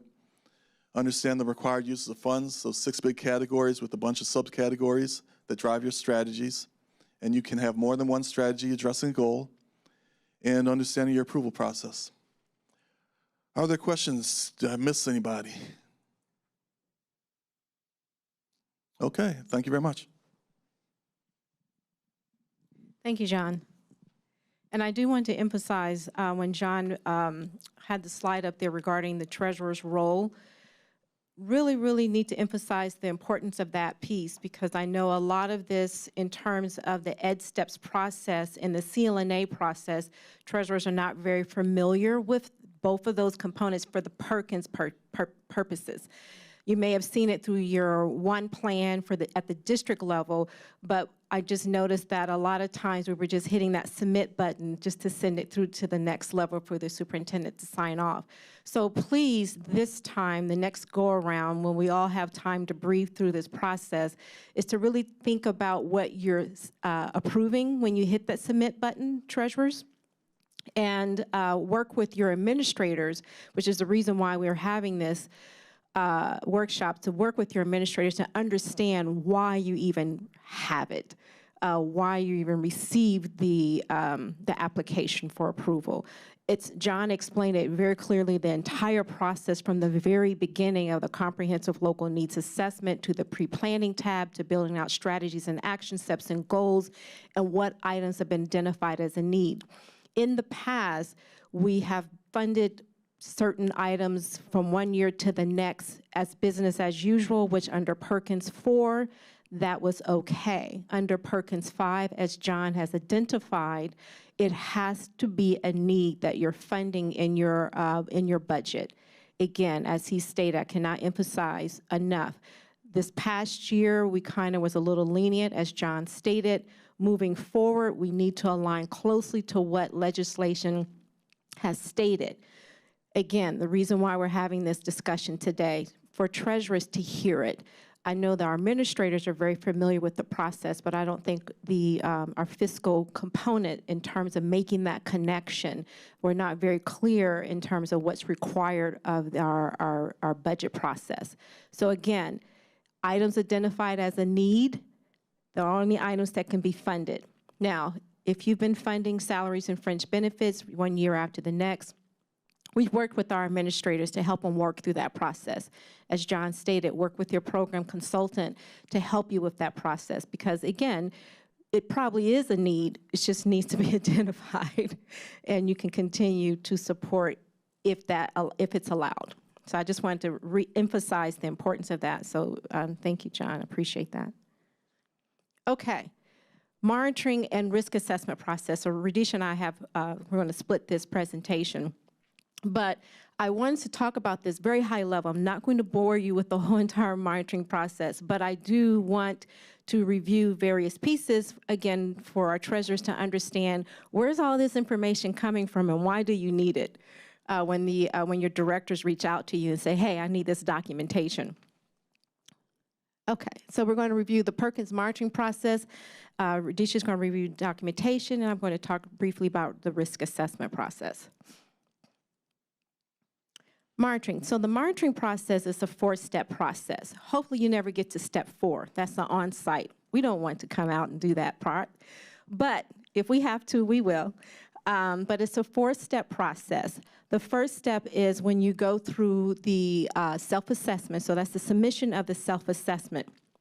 And that's when you essentially are just answering the survey questions. This time, those who are scheduled to be monitored have to upload documentation. Last year, that wasn't the case because we were not at capacity, so we kind of made some adjustments. But if you are in the self-assessment system this year and scheduled to be monitored, you're required to upload documentation. The second step of that process is when we actually go through and review that information and conduct a telephone review and well, I should say we conduct a desk review first, review your documentation, make notations in the system and comments, and then we have a telephone review. The telephone review is when we address any issues and concerns that were identified as non-compliant. Generally, we can resolve a lot of those issues during the telephone review. If an issue cannot be resolved during the telephone review, then most likely the issue will then move to a non-compliant status, and at that point you would have to submit a corrective action plan. Corrective action plans are due 30 days from notification, okay? But you have until the end of the fiscal year, we're close to it, I think it's June 15th is the date, to submit your evidence based off your corrective action plan. The fourth step, well, it says 3, but it's really 4. On-site reviews. If you do not submit your self-assessment by the due date, you have to submit. We have to come out and conduct an on-site review. So that's when we physically come in, request coffee and lunch. No, I'm just kidding.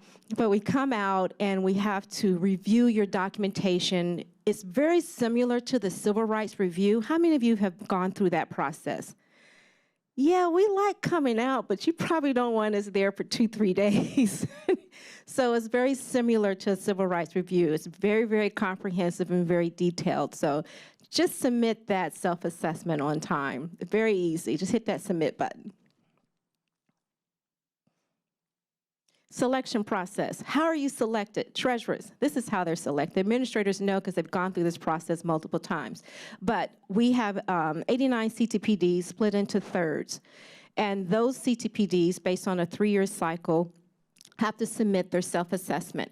Of that, of the 30%, 20% is selected for a full review. So what does that look like if you're already submitting evidence? Well, the 20% of the 1/3 that's selected for a full review, we're reviewing every piece of documentation that's submitted, every piece. Even those advisory meeting minutes, we review and read every piece of documentation.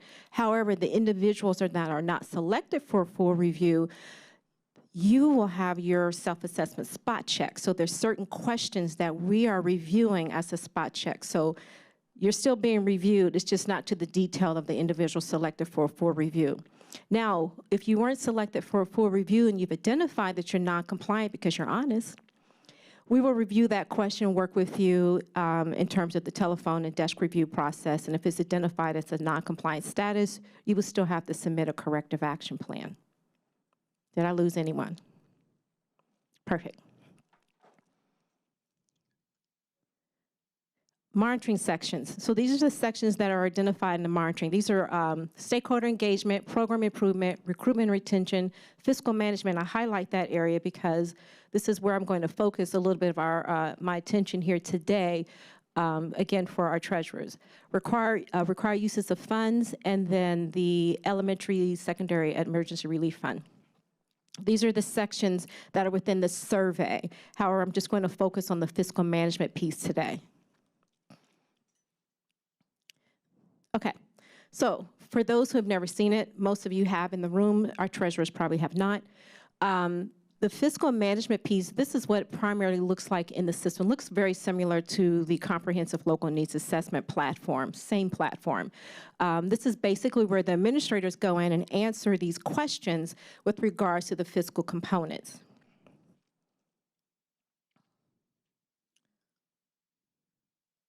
Now, these are the questions that are identified within that section. Is there a system in place for tracking and purchasing or disposal of equipment? Required use of funds, Section 135, and the BUD-LED, the infamous BUD-LED report. We go through that detailed report, review each item for unallowable, or we're reviewing to see or identify any unallowable expenditures that's on that report.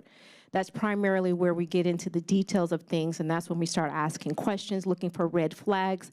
And we do receive assistance from grants management as well, like have you seen anything that we need to pay close attention to when reviewing these BUD-LED reports.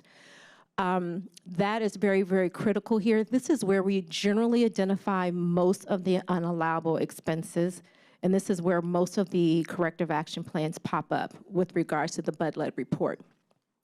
Required use of funds, Section 135.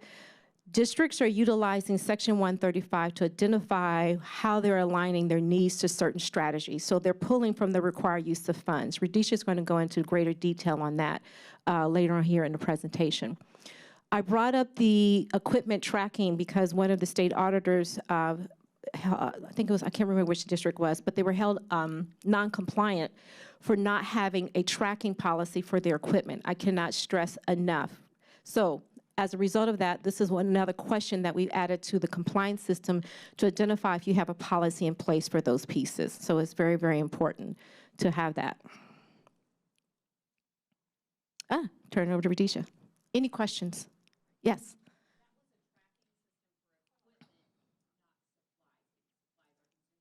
Yeah, equipment. I'm going to repeat that for our people on the live stream. The question was tracking equipment for tracking, what do I call it? A tracking document for equipment, not just supplies. So tag your equipment primarily is what we're looking for. Cool. Okay. I got a remote, you guys, at home. I never get one, so if I do poorly with it, just bear with me. So when we talk about the Perkins monitoring, really it's a requirement. It's a requirement for us to look at whether we're doing what the grant was intended to do. And we're also trying to help you to get in place. We're offering technical assistance, so it's not a bad thing to be monitored, and it's not a bad thing to find an issue. The point is for us to correct it and to tell you how to move forward. So during this time, how do we know whether or not you're compliant or not? Of course, it's the documentation that you send. Did you do what you said you were going to do with the funds that you were given that are applied to Perkins? So during this time, the Perkins monitoring actually concentrates on 3 sections of Perkins. That's how we look at it. So Perkins has a requirement of stakeholder engagement. It has a requirement where we actually look at the programming of what you're doing. And then what most of you are here for and support is the fiscal component. We'll talk about retaining those records, and I'll look at some key areas in our monitoring where we have seen areas of opportunity. So stakeholder documentation, for many treasurers, you probably will never see this, but Perkins has always required stakeholders to be involved. It's very important for business and industry to address the workforce needs. So they have always been included and invited into Perkins for consultation. The difference this year in Perkins 5 is that the consultation looks different and the requirements are a little bit different. You probably will never see this part of it. For secondary institutions, we ask that we have advisory committee member meetings. For post-secondary and secondary, you have to have a general annual stakeholder meeting. these items are required when we go through the monitoring process. So they have to upload meeting agendas, they have to upload invitations and who the constituencies are that are being represented, and actually the meeting minutes as well. So program documentation, what are we looking for? We actually, Perkins 5 has areas of concentration. And so this year, we're concentrating on work-based learning. We're looking at teacher retention, and we're also looking at equity. So the evidence that we're asking for districts to provide are different forms. So we can ask for an agenda from a professional development event focusing on equity. We can ask for a purchase order. All of these items may be requested once we go through the actual desk review. The intent of this is not to address compliance or non-compliance. We're really looking at how do we improve the program. So if we can find out what programming you're doing or what you're not doing, we can also support you in moving forward with improvements. The big part of what you support and you handle, Brian Jones did an excellent job presenting, so I feel like he stole my thunder. A lot of the documentation that you need for fiscal is required. It's required for you to actually have it, to keep it on file. But what happens during the actual Perkins review, as Tawana, the Perkins monitoring, as Tawana pointed out, is that we require that the BUD-LED be provided, and we require that the personnel documentation be provided. During the course of the review, we may also ask for additional supported evidence. So that time and effort documentation will be a requirement, and the semi-annual certification. So that wonderful budget ledger. In a previous year, when we were transitioning from Perkins, we hadn't asked for it, but we went through the process of requesting the budget ledgers to be submitted in FY21, and we just did spot checks of things that were going on. And the items that we noticed oftentimes were, we may see some items that were outside of the actual program period. So on your budget ledger should go from July 1 of a year to June 30th of the following year. So any obligated funds should be included in that budget ledger. All that cost that is there should be directly tied to that local application. And the report must be detailed. So we can't just get a summary of the object codes. It actually has to have the actual expenditures outlined. So when we talk about the personnel documentation, what's not unique to Perkins, but what we often see with Perkins is that we have a lot of the salary and fringe benefits paid for through Perkins. What Brian said was about 60 to 80% is with personnel, and Perkins is probably the top end of closer to the 80%. So when we're doing the actual Perkins monitoring, we're looking for those actual semi-annual certifications. Those certifications are for an employee that is paid solely from one federal source. So that semi-annual certification must be done at least in 2 different 6-month periods. And we only need one of those for that particular year, but we need to have that. Time and effort is a document that is required when you have an employee that is working on multiple federal sources, which means you have to keep track of their time, of what's being charged to each federal program. And then we'll talk a little bit about stipends. For the treasurers, you see this on the back end, but what often happens with Career Tech is that we have career tech student organizations. And many times there are teachers that are acting in the role of advisors to support those CTSO activities. So you have to pay them a stipend. Those stipends are for district employees only. The stipend is to support Perkins specifically, and it is performing Perkins specifically for persons or staff within your organization that are operating or offering their services outside of their normal time or their normal duties. And then the stipends require that you have an agreement. And so the agreement must include the employee's name, the actual activity that's supporting Perkins, and the time frame that they're actually serving in that capacity. And it must have the employee and supervisor signature. So Perkins allowable use of funds. I think when I was reading through one of the notes, one of the comments was making the connection of Perkins allowable uses of fund and how the money, how you're actually aligning that with how you're expending your funds.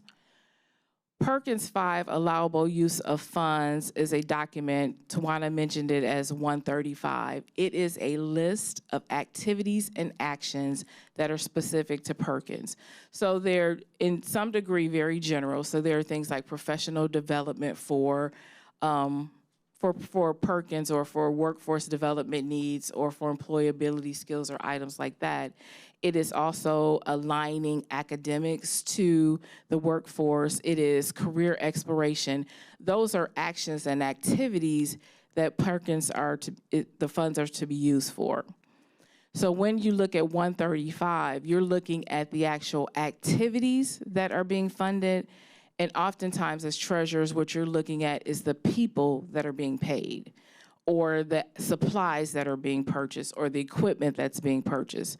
So when you look at the alignment, that's why it takes some conversation both with the treasurers and administrators to really have a conversation on how you're using Perkins funds to support it. And what I really want to talk about too is that Perkins can and is intended to be an enhancement. So when we heard conversations about how can Perkins be used, we're looking at expanding CTE in Ohio. And how do we do that? We have to expand our programs. We have to expand what the workforce is doing. We have to look at what industry is demanding. And Perkins is a great source of funding a new program.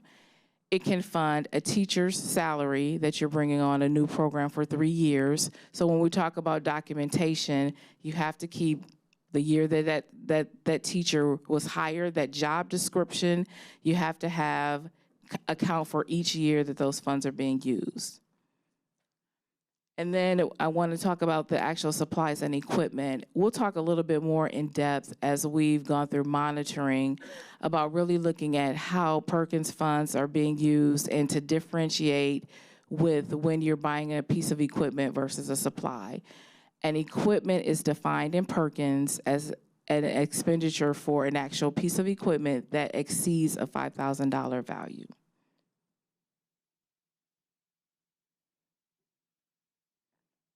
Supplies.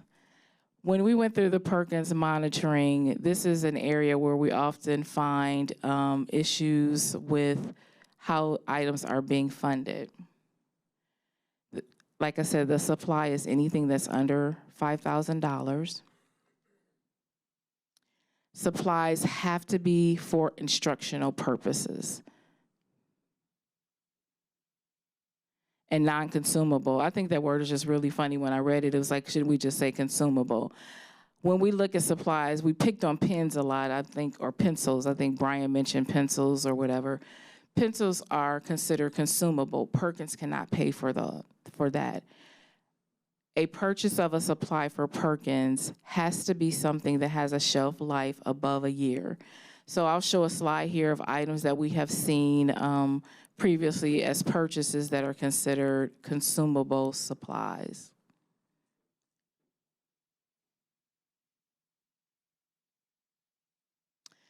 So as you read through here, we have things like, we'll have seeds, we'll have motor oil. Perkins grant is intended to be an enhancement. It is intended to increase career technical education. It is not intended to be a maintenance of a program. So when districts are making purchases for supply items, it should not be items that don't have a shelf life beyond a year. It should not be personal items that would go for a student or promotional items. While we're advertising for the program, you cannot do promotional items, use Perkins funds to purchase promotional items.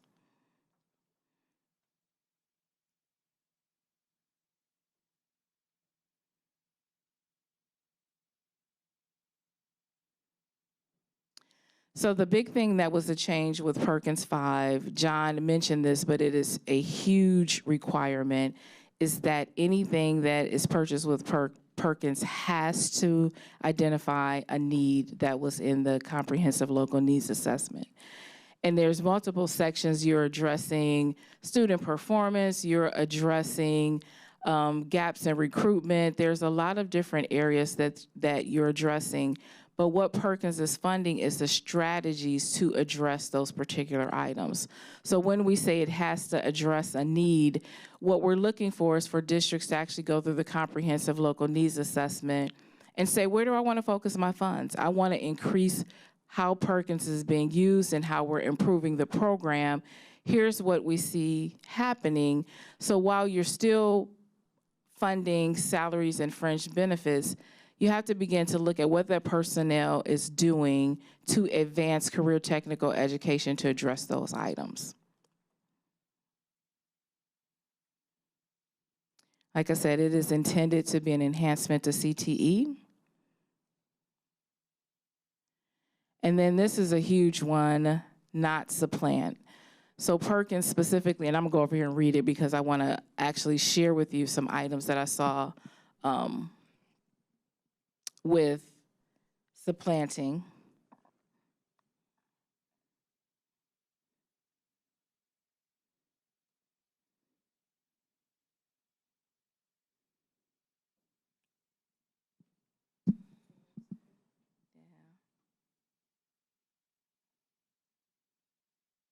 I was trying to get back to my actual notes.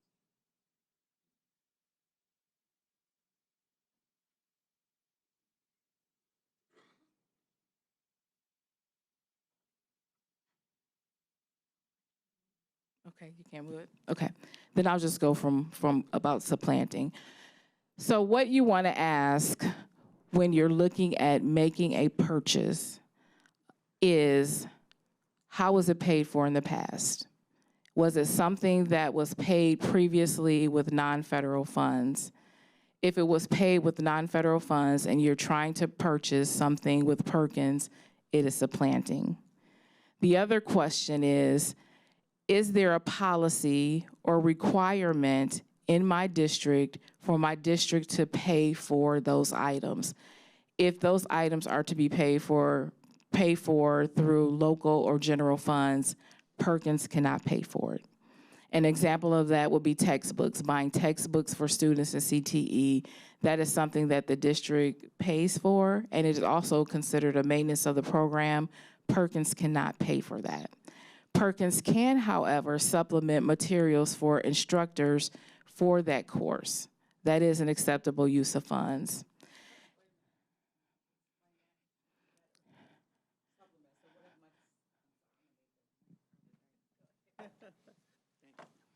So what if my instructor wants a certain type of additional book that goes with his program? Is that then not considered supplanting because it's not something the district would provide normally? Is the book for the instructor to, and the students? It is not. That is not. That is considered supplanting. You can buy the instructional materials for the actual teacher, but you can't buy textbooks or whatever for the actual course. You can have supplemental items that are in the course, like say you buy a piece of equipment and there has to be some type of guide or something, you can purchase that.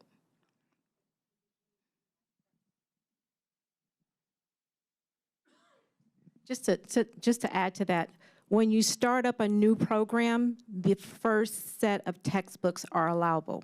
Just the first set. That's the confusion, because people say, yeah, I thought we could buy. So Radisha's correct, that is supplanting.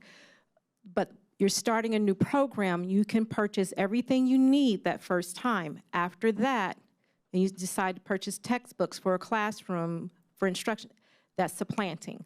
Other than that, supplemental's fine.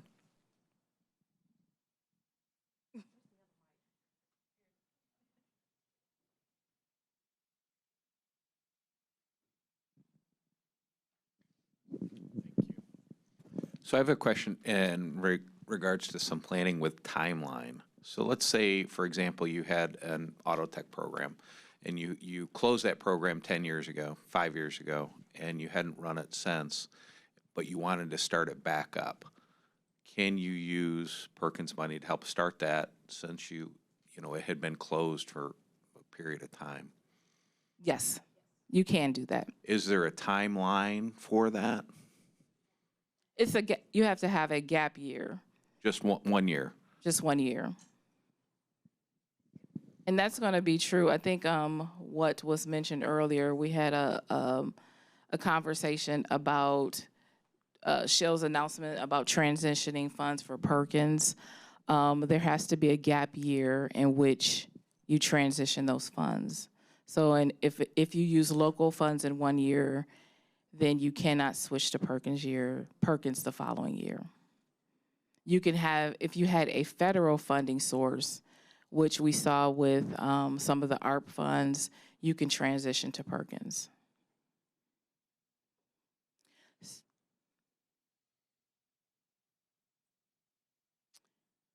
Okay, I thought I only hit it one time. I told you that whole not having the remote.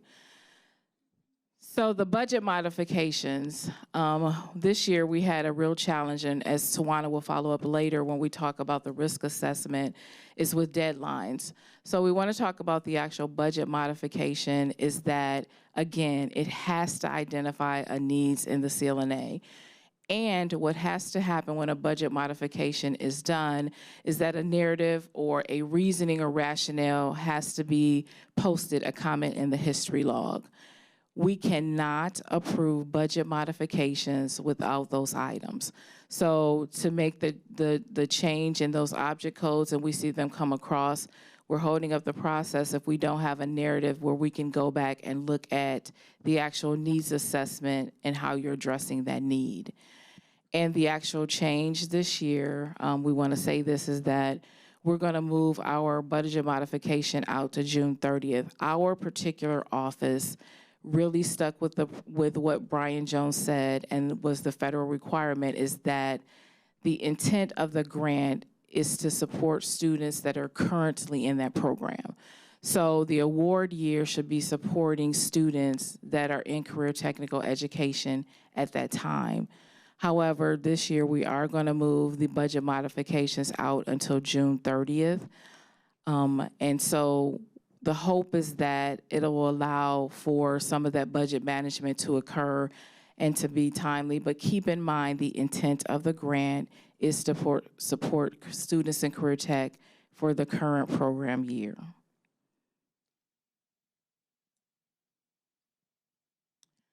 So through this process, we talked a lot about monitoring, and monitoring is just something that should be done every year. The actual record keeping should be done every year consistently, and keeping it by year. Tips for staying in compliance is keep all agendas and minutes for your stakeholders.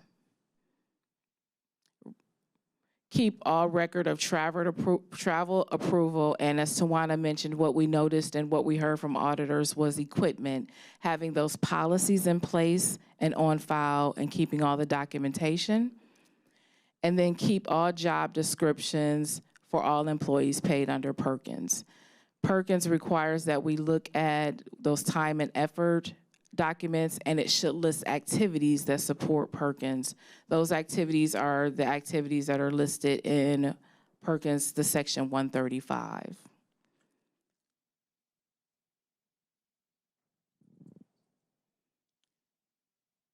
So this, many of you know, is that the award period is the July 1 to June 30th. So your documentation should cover those periods, both all of your obligated funds and expenditures. Your retention period, and I'm going to say generally the retention period for any of this documentation is 3 years beyond the final expenditure report. The only caveat to that is that should you be selected for audit, you'll get notifications. So any notifications where there's a request for this documentation that happens prior to the 3 years must be retained until that is satisfied. And lastly, we are currently in a monitoring period. So for those districts that are doing it, we know that they're open and we're getting questions about it. Our monitoring opens during this winter period, and we'll begin reviewing items, and we'll share feedback here shortly. So I think that takes us to the risk. Thank you. I'm going to pause on the risk, and we're going to jump to Aaron since he's here. So if you give me a second, I'm going to work on the computer for a quick second, and we'll bounce back to my presentation, which I think is only a few slides. So give me 1 second. You sure? Okay. All right, I get to go. Thank you, Aaron. All right. Okay. Risk-based assessment. There we go. The risk assessment process generally takes place before the start of the fiscal year to identify if districts, any districts that are falling into any of these risk factors. So that size, scope, and quality for 10.8 and 12.8 is a factor that's identified for the risk assessment process.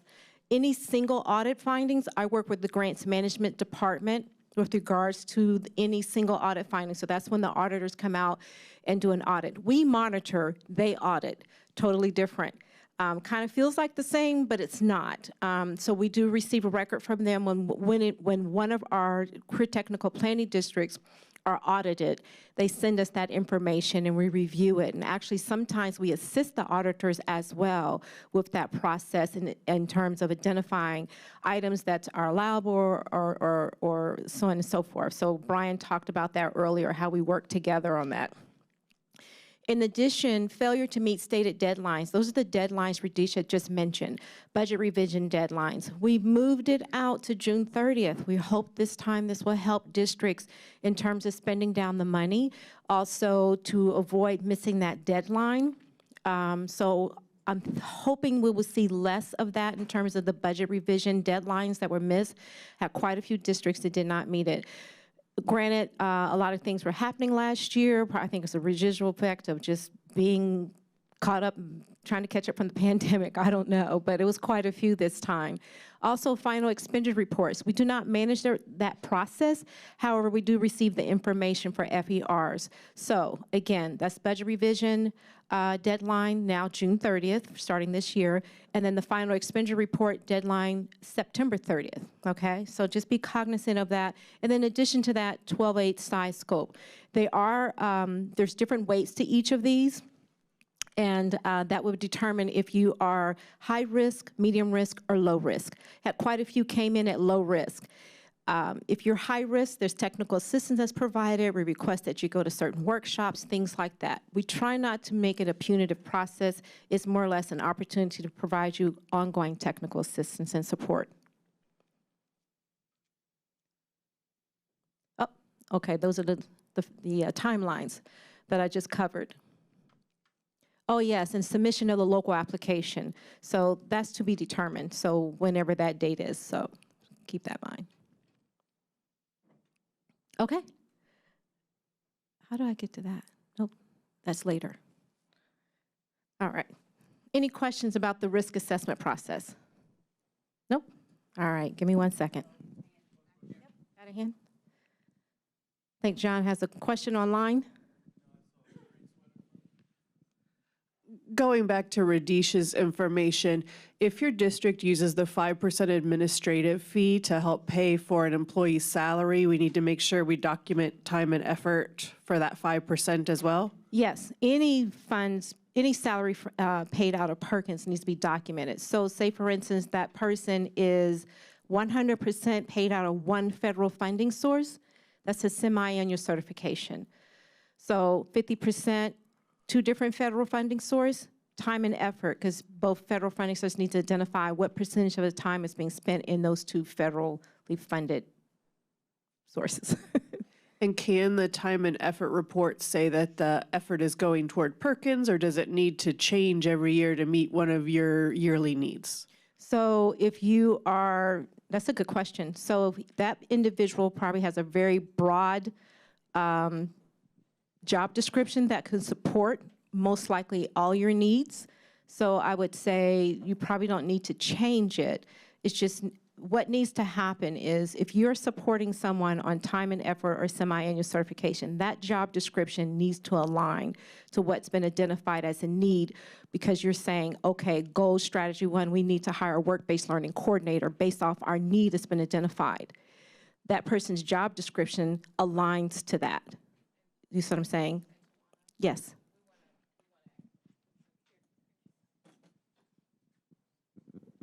And so if that person is paid out of local funds and federal funds, what you want to do is that ensure that how you're using those federal funds is the same. So if you're saying 50% of their salary is paid with federal funds, you cannot increase it to 60% the next year. That would be supplanting.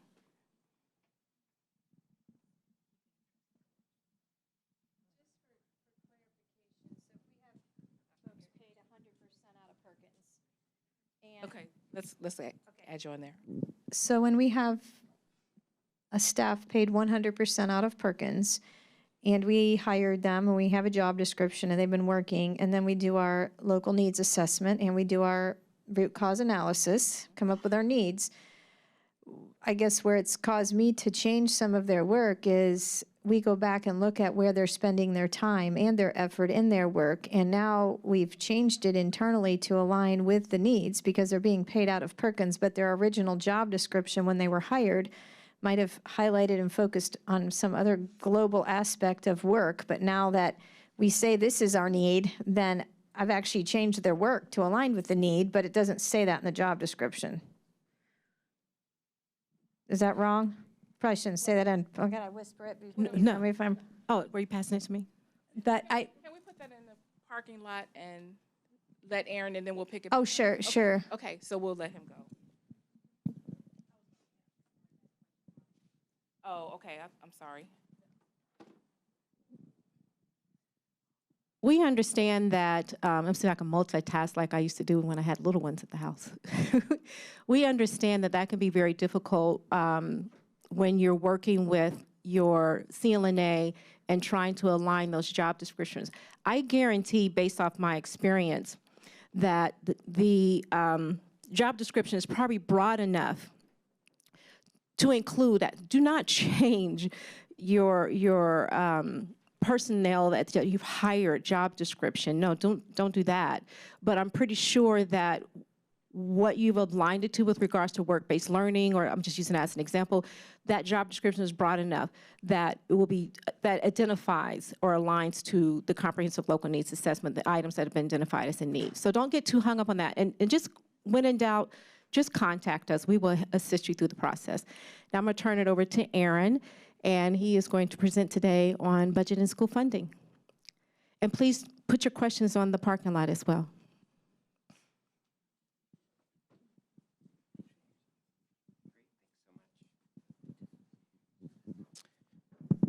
We're not right at noon, so good morning, everyone still. I'm Aaron Roush. I'm the Chief of Budget and School Funding at the Department of Education. Good to be with you. Good to join folks online. There's always something to talk about when it comes to school funding.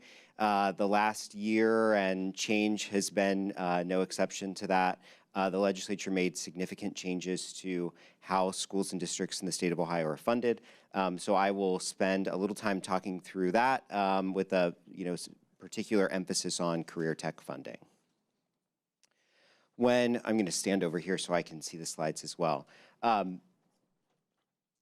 Not getting into all of the details of all of the changes that the legislature made related to school funding. You likely have heard of the Fair School Funding Formula, which was an advocacy effort that was led by a group of superintendents and treasurers, and on the legislative side, coordinated by now Speaker Bob Cupp and former Representative John Patterson. There were 4 significant changes that were made in terms of how schools and districts were funded starting last school year compared to previously how schools and districts were funded in the state of Ohio. The most significant being that we moved to actually with the exception of contract career tech students, we moved to a method of funding students where they are educated rather than where they live. And so this primarily impacted the movement of students who leave their traditional public school district to go to a community school, to go to a neighboring traditional public school district, or take one of the state's participate in one of the state scholarship programs, take a voucher, rather than funding all of those students at their district of residence and then moving and transferring money. We're now just funding everyone where they go to school. Now it's, in my mind, the biggest departure.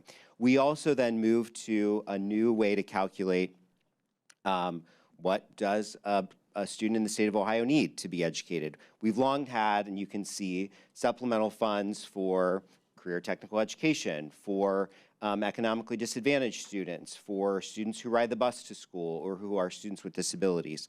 A lot of emphasis in the Fair School Funding Program was on this base cost. And I'm not going to go into all of the details of that, but generally, the state moved to what we would call an input-based funding model. So funding students based off of student-teacher ratios, minimum staffing levels, using average salaries and actual costs that schools and districts reported to us. That is the 50,000-foot view of changes to school funding. What is the result? This is our most recent payment report for traditional districts. It is over $7.5 billion that we are providing in state foundation funding. On average, that's about $5,200 per student at a traditional district. This, of course, is just state funding. It doesn't include any of the federal Perkins dollars that you just heard about or any other federal money, including the federal COVID relief funds that schools and districts have had access to. It also doesn't include any of the local dollars that districts, career centers have access to. If we look at this for JVSDs, it's a much different picture. One, it's a much lower dollar amount, about $372 million this year for the 49 career centers, but a much higher per pupil amount, about $8,100 per pupil. And that is primarily driven by the fact that those 49 career centers are primarily focused on educating students in career tech programs. And that is almost 27% of their total funding and what is ultimately driving that per pupil amount much higher. For traditional districts, of the $7.85 or $58 billion, less than 1% is related to career technical education funding. That's consistent with historically what that percentage looks like. In terms of a dollar amount, it is about $52 million that we're providing to traditional districts for career technical education. For career centers, it is closer to $95 million that we're providing for career tech funding through the funding formula to JVSDs. And then community schools, while they are no longer funded at the district of residence, and then there's a transfer and deduction, they're generating funding directly, and their career tech funding is about 2.4% of their total. Some of the largest growth in career tech that we have seen over the last several years from a funding standpoint has been in the community school sector. And for them, you'll notice two things. Well, maybe you notice more than two things, but two things that I want to point out. Their per pupil funding is, you'll see the highest, $9,100 per pupil. That's because community schools don't have access to local property tax or income tax revenue. So they're receiving all of their state and local funds from the state, which is why it's a higher per pupil amount. They're getting federal dollars on top of that, but are almost exclusively funded through state funding. Their career tech funding, about 2.4% of that total, or around $21 million that they are generating. Sure.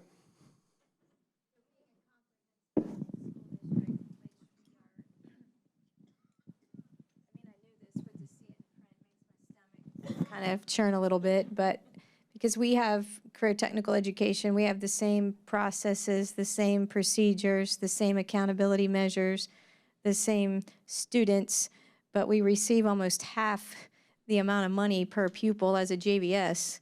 But we have the same, if you look back at everything we've talked about so far today, all of us in the room have those same opportunities, options, and accountability measures, but then our funding's a little bit off, so. Yeah, so it's a good question. Remember that this pie chart and this 7.8 or $7.58 billion is for all 609 traditional public school districts.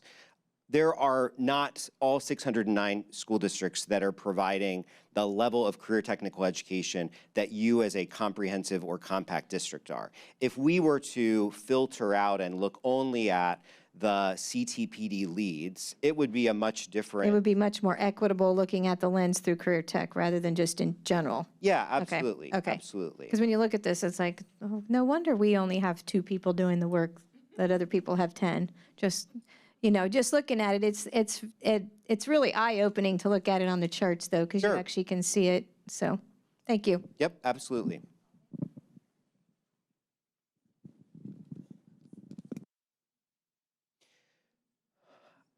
Every time we run a payment, we generate these payment reports, and I have in my presentation that everyone will get access to. I have live links so you can go to and understand how we're making those available to you. There's full transparency in the calculation of the state funding formula.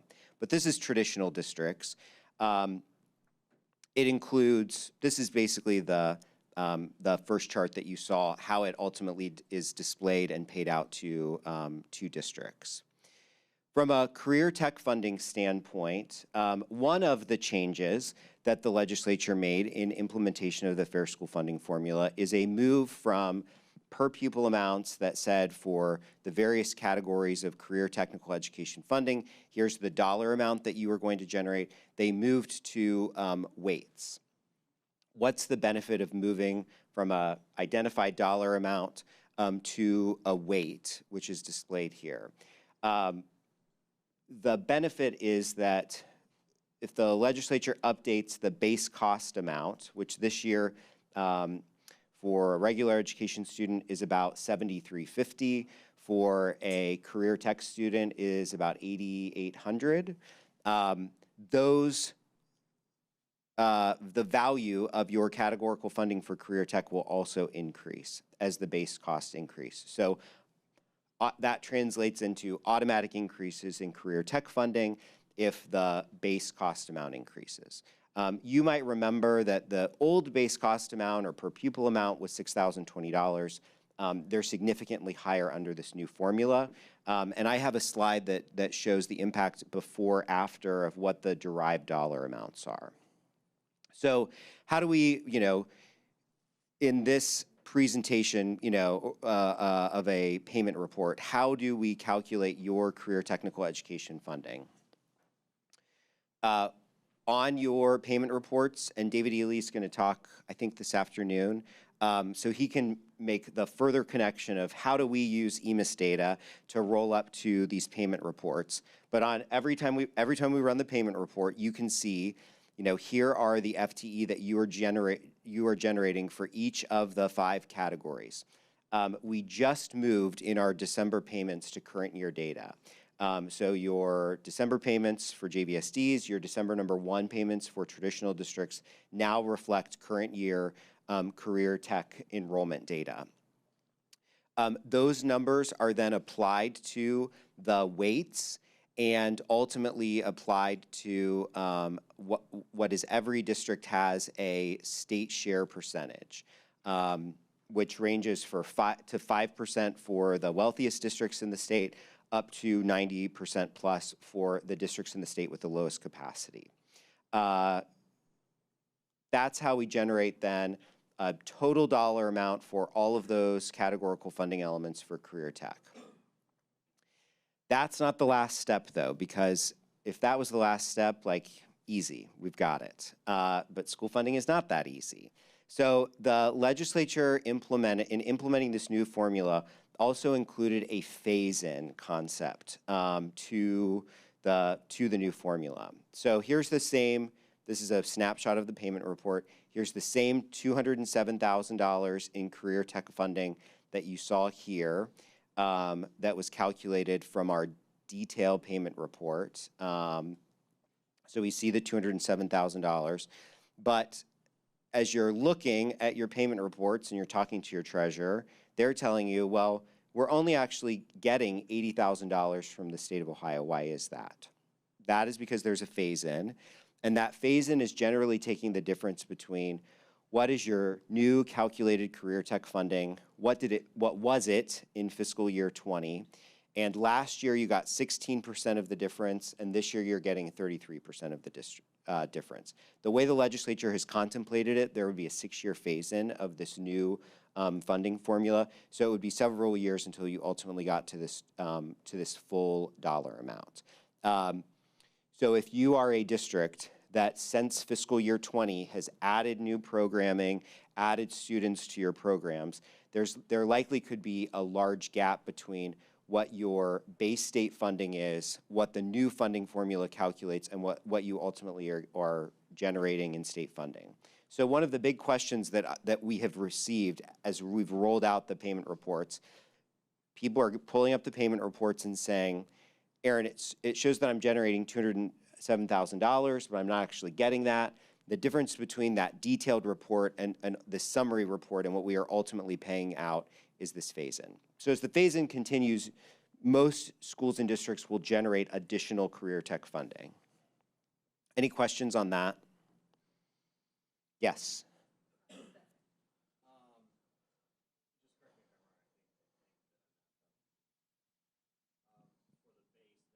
Oh, I'm not sure it's on.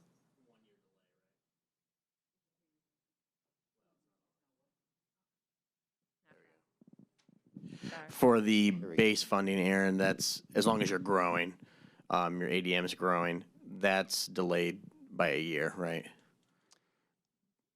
For current year data for CTE funding, yes. For the base cost funding, that wouldn't be like growth for 23 wouldn't be applied till 24. Yeah, good. Okay. For joint vocational school districts, your base, I'm going to click back to it. For joint vocational school districts, your base cost is based off of your prior year or 3-year student enrollment, whichever is higher. Everything else is based off of current year data. For compacts, comprehensives, this is all current year data. Any other questions on that? Okay. And so to broadly understand what does the new school funding formula do for me, not just related to career tech, but just in general, this column B, the second column, shows for all districts if the fair school funding formula were fully implemented without any sort of a guarantee protection, but also without any sort of a phase-in, this would be the dollar amount that you would generate. So here, I had actually not done this exercise before, so I was trying to add something new. If I'm going to talk to you, I want to learn something in the same way that I'm hoping that you learn something. So I put this chart together, which is, the impact of the fair school funding formula on the career tech weights.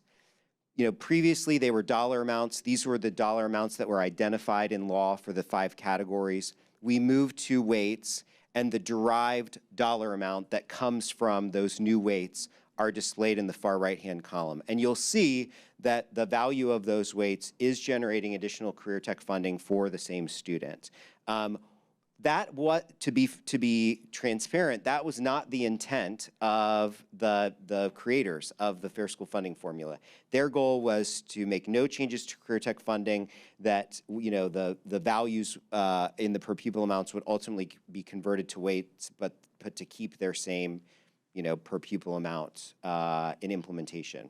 When we implemented the new formula, the base cost that ODE calculated compared to what the General Assembly and the Legislative Service Commission simulated was higher. We came up with a higher number, and so since the law talked about applying that number to weights, it ultimately derived a higher per pupil amount. The legislature, the governor will introduce a budget no later than February 1st, so in just a little over a month. One of the big questions will be continuation of the Fair School Funding formula, but also are there any changes that either the governor or the legislature make to that base cost? If he does, and any changes would likely increase the base cost, then it would have the impact of causing these, per pupil amounts to also increase. So we will wait and see and know, by June 30th what happens in this area. So I mentioned that while we mostly are funding students where they are educated rather than where they live, in the situation of contract career tech students, we are still, and a few other places related to career tech, we are still making adjustments, moving money from one district to another. For contract careers tech students, and not explicitly said here, but open enrollment students. So if you have students coming into your district with open enrollment, if you have students coming into your joint vocational school district through open enrollment, they're now funded as resident students, so there's no longer a transfer there. But we are then making transfers for the career awareness and exploration funds, or additions. It's not really a transfer, as well as your career tech associated services. And so again, we have live links in the slide decks that you'll get, but we have attempted to simplify, I know that this doesn't look simple, we've attempted to simplify and display how we are moving money from one district to another for contract career tech. This is on what is called the Other Adjustments report and shows, this is an example of a lead career tech planning district, and shows where they are generating about $1.9 million from a base cost, so you generate per pupil funding, as well as all of the career tech and special education weighted funding that comes with a student if they are leaving their resident district and coming to you for education as a compact or a comprehensive district. We also show on the same report career awareness and exploration funds. This was new under the Fair School Funding formula. Last year it was $2.50 per pupil. This year it's $5 per pupil. I think the thing to, and I know that our Career Tech Office and Graduate Success Office has put out a lot of guidance on how to best leverage these funds. The thing that I would like to remind you on this is that, the money you are generating is not just for students who are participating in career tech programming.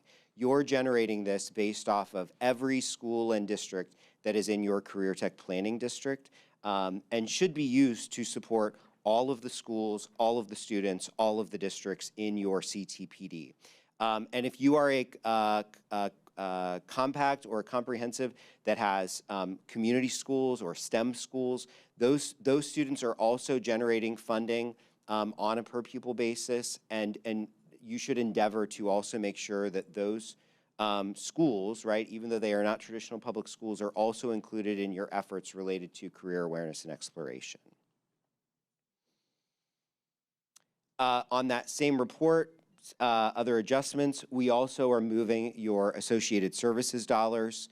That's based off of, again, a weight and the number of career tech students that both you are educating, as well as, in the example of a JVSD, that your associate schools may be generating in providing career tech funding at their schools and districts.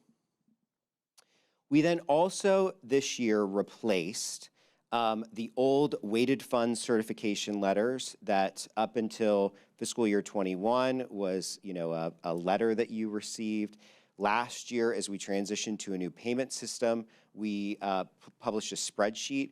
We have implemented a report. It's with all of the other payment reports. It was generated at the beginning of the school year, and we'll continue to update as your data changes. But rather than waiting until January to put that out and people would email the Career Tech Office, they would email us, Aaron, where's that letter? It's available now as a standard report for you.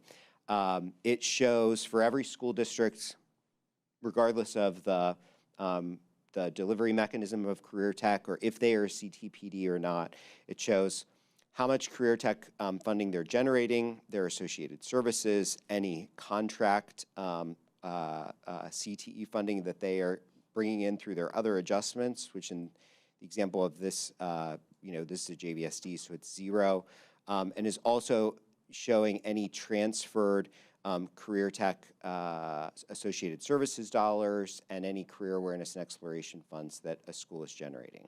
And that's kind of the summary.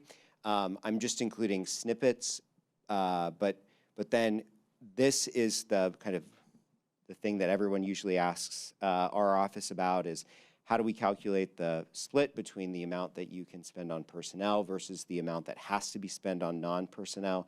So the report breaks down based on the requirements in law. What is your restricted career tech funding? What can be spent on non-personnel items versus the 25% that can be spent on personnel? So that's a new report this year that, again, is available every time we run the payment reports. So here's the live link for that, and we'll make sure, I think that you get all of the slides, everyone will get all of the slides. I'll admit that if you were expecting a slide deck from me early, it's not my deal. I sent it about 10 minutes before I hopped in the car to drive down here. So these reports are available, again, every time we run the payment, and for you specifically, this Career Tech Education Restricted Funding Report. And I've also included links to a lot of other resources. When our payment schedule, the payment schedule, this second link, which is a data calendar, shows when we anticipate updating in a given payment. So we updated in October enrollment and demographic data for the current year for most of the elements within the formula. The complexity of the career tech reporting, which you all know about, matching a student with an approved course, with a credentialed teacher, just takes more time to report. And so we waited until December to update your career tech funding, but that link will illuminate when we've made those calculations. And then to your question earlier, what am I generating compared to other JVSDs or other, maybe comprehensive or compact school districts? This payment reports in Excel format is great because you can see every district in the state, all 49 career centers, how much funding are you generating, how much funding are they generating, what's your state share, what's theirs. It is line by line, every single data element that we are using to calculate the payments. And so has been a great resource if you want to see more global data for either career tech or just in general the school funding formula. So that really is all I wanted to cover today, but I'm happy to answer any questions if I didn't cover something you were hoping I would. Yep, in the back. I'll let you, I'll repeat the question for those online was, will the career awareness and exploration funds continue? I can tell you that the career awareness and exploration funds was included in the State Board of Education's budget recommendations that we submitted to the State Budget Office at the $5 per pupil amount. I also can tell you that the Fair School Funding Work Group in their phase-in had proposed increasing that, career awareness and exploration funds up to $750 per pupil in fiscal year 24, $10 per pupil in fiscal year 25. Ultimately, it will be a discussion point through the budget process, but the department and the state board has recommended at least continuing at current levels. Yes, actually, just wait.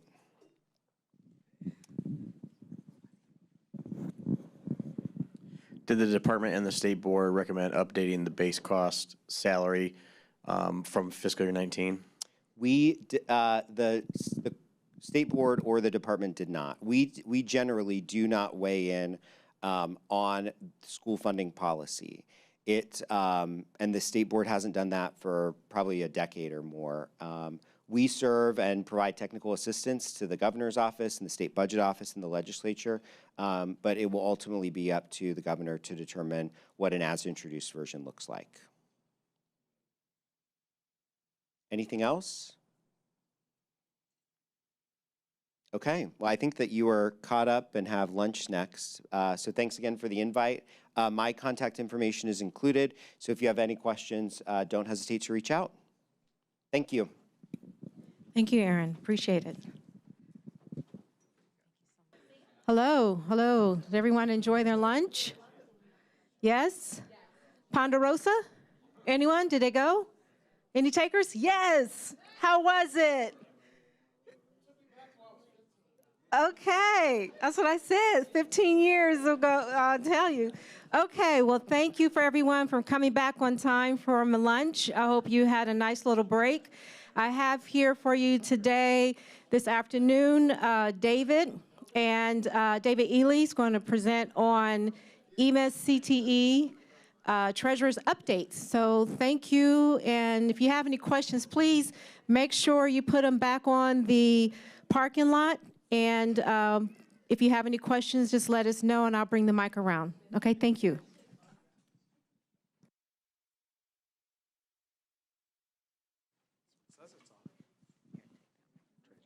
Okay. Well, good afternoon. Glad to have a chance to spend some time with you face to face and to those that are online today.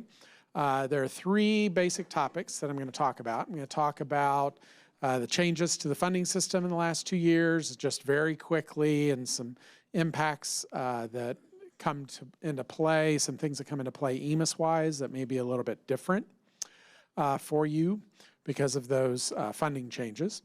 I'm going to talk about a new module that we have loaded into the ODEX application. At least how many of you here in the room have ever used ODEX or know what ODEX is when I say it? Well, a few at least. That's good. So we'll talk about that a little bit. A new module has been added to ODEX for work-based learning, having to do with the tax credit that the employers can get for having your students enrolled in work-based learning activities at their place of employment. And then the third thing I'm going to talk about is a feature that we are adding to the data collector. For those of you that don't know, the data collector is the main user interface for EMIS, for districts. When you go to report data, the data collector is the system that your EMIS coordinator or you, depending upon your involvement in that data, log into to upload data, see reports that come back from us, etc. We're adding a new module into the data collector called the Local Report Builder that will allow you to build custom reports locally that can combine data that you have in systems other than EMIS with any of the reports or any of the data that is in the EMIS system. And so I'll give you an overview of that and some of the possibilities. I think as treasurers especially, there probably are some things that you would find helpful with this tool. And if you normally go to your EMIS coordinator on a regular basis to ask, can you run this report for me? If that report is just directly out of EMIS, it's not a big deal for the EMIS coordinator to give it to you. But if you want things customized or you want them filtered or you want them rolled up in a certain way, what this report builder tool allows you to do is EMIS coordinators and others that use the data collector can design that report and save it so that they don't have to do those customizations every time you ask them for a report. And it also has a community feature, which we're pretty excited about, that if you create a report that you think is the greatest thing since sliced bread for career tech treasurers and looking at your enrollment and whatnot, there's a methodology within the system for you to share it at your Information Technology Center and for your Information Technology Center to share it statewide so that you can use it and you can use it and you can take advantage of it too. So we'll spend a little bit of time talking about that. And of course, I will leave time at the end for questions because I know there always are questions. And we'll look forward to getting those and dealing with them the best that we can. And of course, that gave us a double click instead of a single click. There we go. So as you know, some of the key changes in the funding system for this school year and next is around direct funding of community school students, STEM school students, scholarship programs, and especially for those of you that have open enrollment programs, open enrollment. So when you have students that come to you in your programs through open enrollment, they are now directly funded in your calculations. However, there is some funding that stays the same. And we've gotten questions about, why have we not changed our systems to reduce duplicate reporting, for example, on open enrollment kids? Why can't we have just one entity reporting those open enrollment kids instead of both the home entity and the educating entity? That may come with time, but I believe Aaron may have spoken to you earlier today, and we don't know what the next funding system is going to be until it gets introduced and passed. And so if we get through this next funding system and funding formula and things are pretty similar to where they are now, we will start looking seriously at some of those changes to simplify some of the data reporting and simplify some of the tracking so that we have less duplicate reporting within EMIS. There are still places where cross-district funding still happens. Contract Career Tech is obviously the big one for those of you here in this room. So it is still the case with this funding model that if you accept students' Contract Career Tech, their FTE still counts at their home district, and you get a dollar transfer on your funding calculation instead of getting the FTE credit that then turns into dollars depending on where you're at on the guarantee and the phase-in and all those kinds of things. So Contract Career Tech is still cross-district. In the new funding formula, there are a couple of new categories that do come into play, and we've also made a few tweaks in some of those categories in terms of how we calculate them. So I didn't have a chance to go look before I came today. I apologize, meant to do that. Do you get the gifted weight as a JVSD, or is it only traditional districts that get the gifted weight? Only traditionals? Okay. So for any of you that are compacts, comprehensives, a traditional district, we are funding on gifted data now. And so on your SFPR and in your data reports, that's one thing that's new in terms of what you need to report. The other piece that's a little bit different for everybody is this idea of a Career Tech FTE. You are used to having weights for the Career Tech courses that your students take. And depending upon what career field it's in, you get different amounts of money, different weights. The fact that a student is a Career Tech student now feeds into the base funding as well. Because in figuring out how much funding each student gets, it looks at the teacher-student ratio in several parts of the formula. And the ratio, the number of students per teacher, is lower to the extent that a student is enrolled in Career Tech courses. And so you, in effect, you end up getting a higher base funding for your students to the extent that you have students taking Career Tech courses. So you don't report to us a % of time that a kid's in Career Tech. You just give us in EMIS a % of time overall, and from that we figure out their FTE. So what we're doing is we're totaling up for kids the Career Tech weights that they have. How many FTE of Career Tech weights are they generating? And we're using that to split up their main FTE into a Career Tech part and a non-Career Tech part. Now, if you're at a JVSD and every course a kid is taking is a Career Tech course, upper 90% of kids, their Career Tech FTE is going to be exactly the same as their base FTE because everything they're doing is Career Tech, and when we run through the calculations, it's going to move all of their Career Tech all of their FTE to that ratio of fewer kids per teacher, which then gives you more funds based on the teacher's salary being the same between those two areas. If you are a compact or a comprehensive and you have kids in Career Tech who are also taking non-Career Tech courses from you, then it's that ratio of the courses they're taking does make a difference, and that's how it feeds into that Johnny is going to count as 0.4 FTE at the Career Tech student-teacher ratio, and 0.6 FTE at the general high school student-teacher ratio. So, and it, you know, any one thing in the formula doesn't make a huge difference, but the difference in the ratios is fairly significant, if I remember correctly. It's like 2/3 or so of the kids in a career tech course room to get a full teacher salary credit, if you will, in that big calculation. Yeah.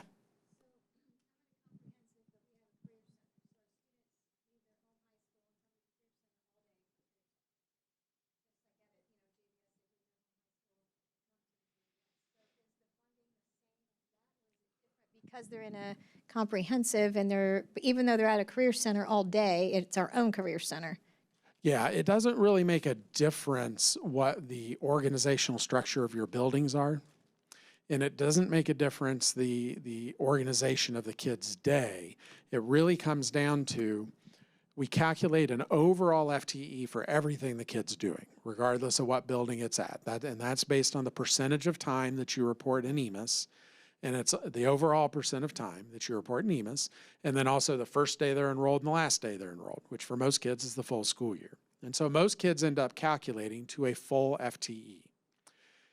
And then you're getting career tech weights for the career tech courses they're taking at that career tech campus that you have. And if those weights total up to 1.0, if everything they're doing all day gets you enough hours of contact in career tech courses to generate a full FTE across those various weights, then all of their regular FTE will be at that better student-teacher ratio where you get more funds. But if they're going to that career center building within your district, and half the day they're taking courses that are not career tech, and the other half of the day they are career tech courses from an EMIS perspective, so they're reported with a V something curriculum code and they're approved for career tech funding, et cetera.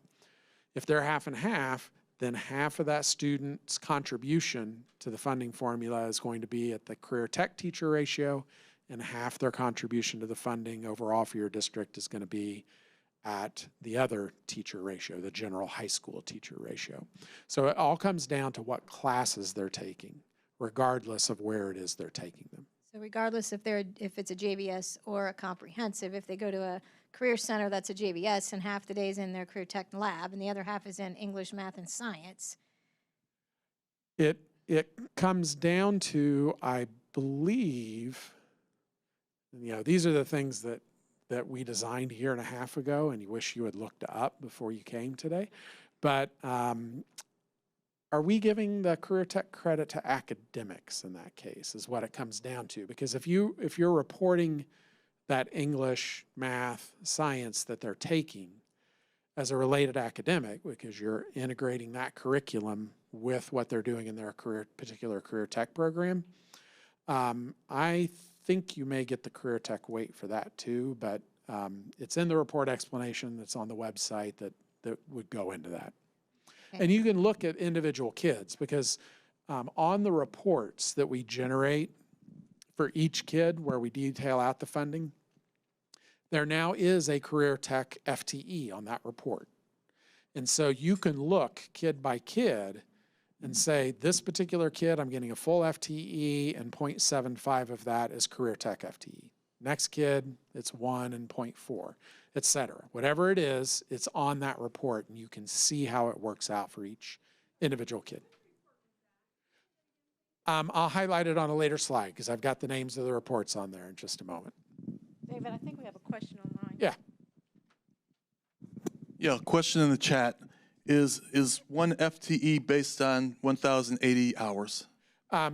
Yes, the calculation of the career tech FTE is based on 1,080 hours for traditional districts, and it's based on 920 hours for community schools.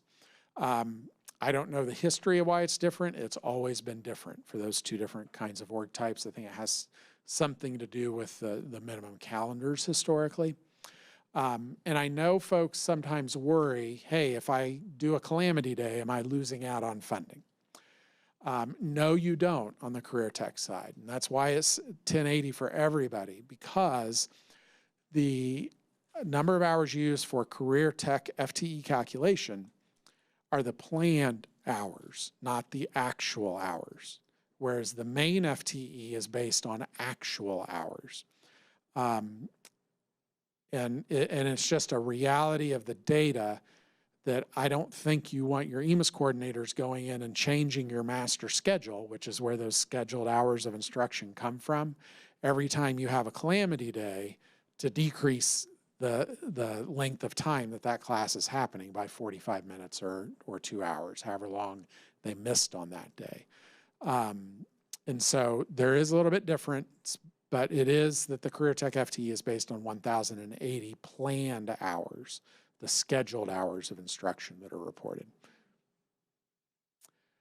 So that's the Career Tech FTE, which is the piece that's really new for you. So this slide has the list of reports. And so that, the FTE detail report, which is FTED-001, now shows the CTE FTE that each student is generating. And so that first report on the right-hand side is one where you can see that Career Tech FTE. I believe we also have it on some of these summary reports as well. If you follow the path that's at the top of this slide, topics at the top of any ODE webpage, there's a bar that goes across. Topics is one of the choices. So if you go topics, EMIS, and then EMIS validation report explanations, that's where you get to these lists. And the blue text on here is the link for all of those reports that are underneath it that kind of explain exactly what's on that report and where you can find it. So that overall Career Tech FTE, because it is used as part of the overall calculation, is on the regular FTE reports. It is not, which is a little counterintuitive, I know, but it does not appear on the Career Tech FTE reports, because the Career Tech FTE reports are about the course level weights that you generate for courses that kids are taking. Is that, okay, no problem. Okay. So that's it on the funding formula. We'll move on here to the work-based learning piece. So we have added a new module within ODEX. It's called the work-based learning module. Senate Bill 166 created a new income tax deduction for districts. And so businesses that pay income tax, that's the one limitation of this program. So if it's a corporation that pays commercial activity taxes instead of individual income taxes, this deduction doesn't do them any good. But if it's an LLC or sole proprietorship or certain types of pass-through corporations where whoever it is that owns the corporation or is part of the LLC is paying individual income taxes on the profit, they can get this deduction. It started in March of 2022. And so there is a process that districts have to go through with the businesses to make this happen, because we at ODE have to verify those tax deductions and issue the tax certification to the districts, or excuse me, to the businesses. For us to do that, we have to know who the kids are, but we don't have the crosswalk between names and your other data, because we are not allowed to get names at ODE. We just have SSIDs and numbers on the kid. So there's a new module in ODEX that allows your Career Tech program to print off this work-based learning certificate, give it to the business through the kid, and then the business submits that document to ODE in the month of January to actually apply for their income tax deduction. And so this is meant to encourage kids doing more paid work-based learning experiences, because those businesses can get a tax deduction of a certain percentage of the income they pay to these kids, up to $5,000 per kid. So, you know, if you have a local business that can train your students and get some work out of them, pay them, it can be a benefit for everybody. So this module within ODEX, if you are any of these roles in OEDS, you have access to the module. And anybody in your district can be assigned that verifier ODEX work-based learning role, the last role that's listed there. And there are also some read-only roles that folks can get if they're not going to generate certificates, but just need to see what's going on in there. But in ODEX, it's on the records menu. It's the work-based learning tax credit documentation and the work-based learning documentation review. And when you go in there, each time you create a certificate for a business, that certificate gets assigned a unique 10-digit ID.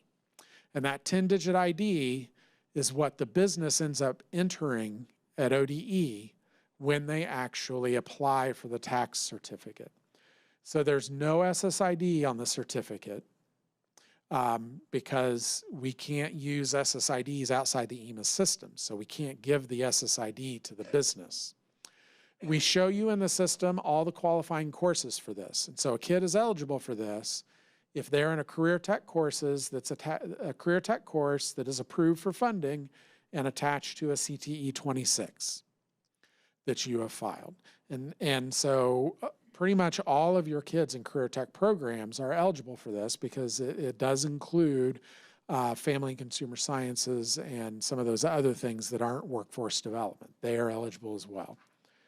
And so when you go into the system, you just pick a student.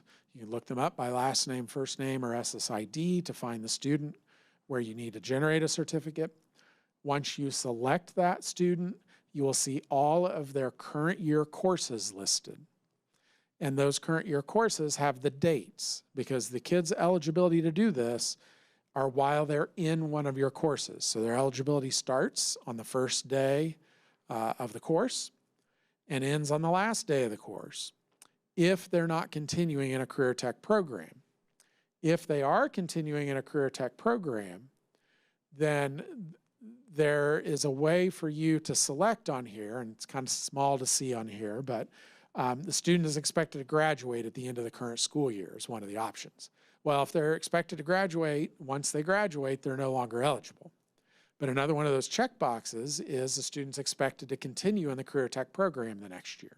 If that's the case, they can continue to do this through the summer and continue to get those work-based learning hours and generate that income tax deduction for the business.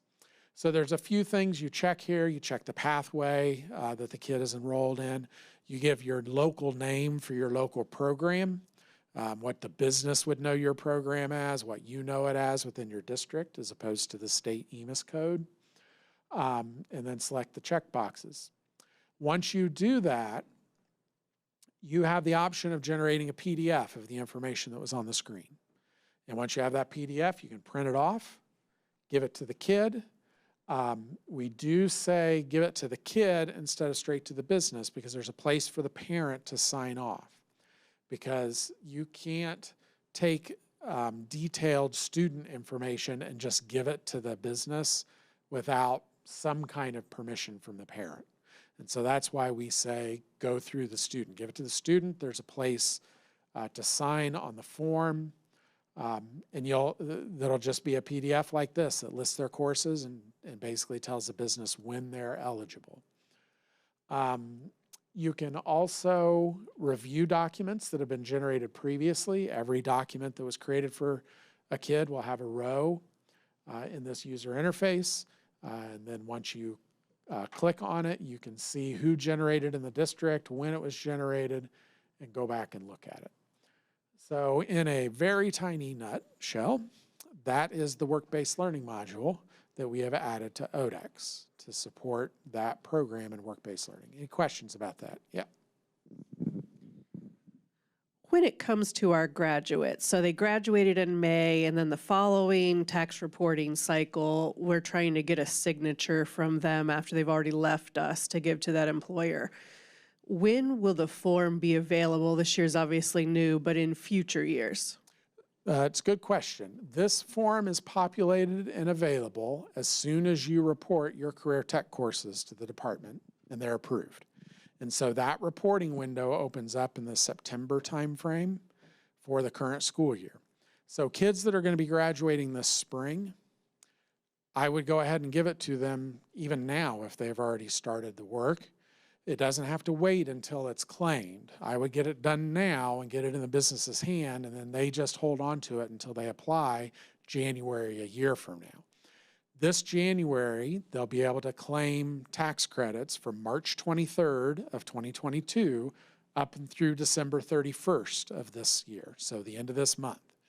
So anybody that worked last spring, you can actually set the year in here back to 2022 instead of 2023 and generate these for last year's students if you had anybody doing it that needs it. Generate the ones for this fall. And then come spring, if you have kids that start new positions that they're doing work-based learning wise, go ahead and get it done in the spring as part of setting up the work-based learning. When the business submits this, they have to submit this as well as the work-based learning agreement that they have with you.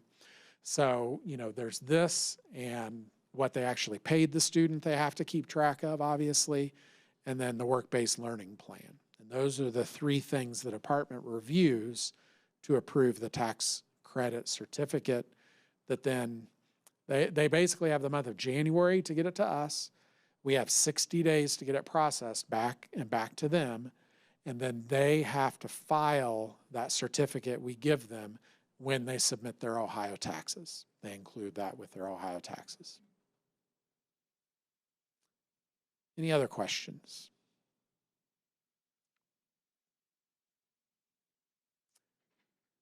Okay, let me talk about the new tab in the data collector. Have any of you in the room heard me talk about this already? A few, okay. Well, you call me out if I leave something really good out. So we've built this new functionality into the data collector called the Local Report Builder. And this was based on feedback from the field, from EMIS coordinators about how much time they spend basically taking something that comes out of EMIS and getting it ready for someone else in the district to consume or use. It basically allows a user to filter, enhance, and combine reports that come from the state in the data collector in EMIS. It also, well, I'll get to that. Once it's created, it can be saved locally. So it also is meant to save time. If there's something they produce on a regular basis, get it coded in this system, and then it will always be there. And it's literally a few clicks to regenerate it with the latest data. And then it can be shared throughout your ITC by basically the EMIS coordinator pushing it up to the ITC and saying, hey, I think other districts at the ITC might find this helpful. And the ITC can then push it up to us at the state. We'll look at it, and if we agree that it's a good design and makes sense and people would use it, we'll publish it out and everybody in the state will have access to it. So we have released this in the data collector. It's sitting at the ITCs right now, but we're doing the configuration this month because literally there are around 1,000 different reports and files because it can go cross years, it can go cross data sets that folks could be combining. And so we're in the process of configuring all of that just to make sure that people don't do things that might slow down their data collector so much that no one else in their district can do any work, for example. So we're doing that configuration right now, and so at the start of the year, it should be out there and available. There are all kinds of use cases. I did a session on this for an OASBO/EMIS meeting last week, and within half an hour after the meeting, I had an email from an excited EMIS coordinator who runs this report for their treasurer every month that they've now realized they can automate. They can put it in here, and instead of spending 30 minutes or 45 minutes generating this report, it's literally 3 clicks and it's done. So part of this is time saving. Part of this is also allowing folks to focus in on the things you care most about. One of the realities of EMIS is that we have to care in the data and show you back in the data every course every kid is taking, and every time they enter that course and every time they exit that course. Because if the dates are wrong, you're claiming the wrong funding. But once an EMIS coordinator goes through that report, 95% of the data that's on our reports, they may never need to look at again the entire school year. And so part of this is to also be able to allow EMIS coordinators to save a local filter on a report.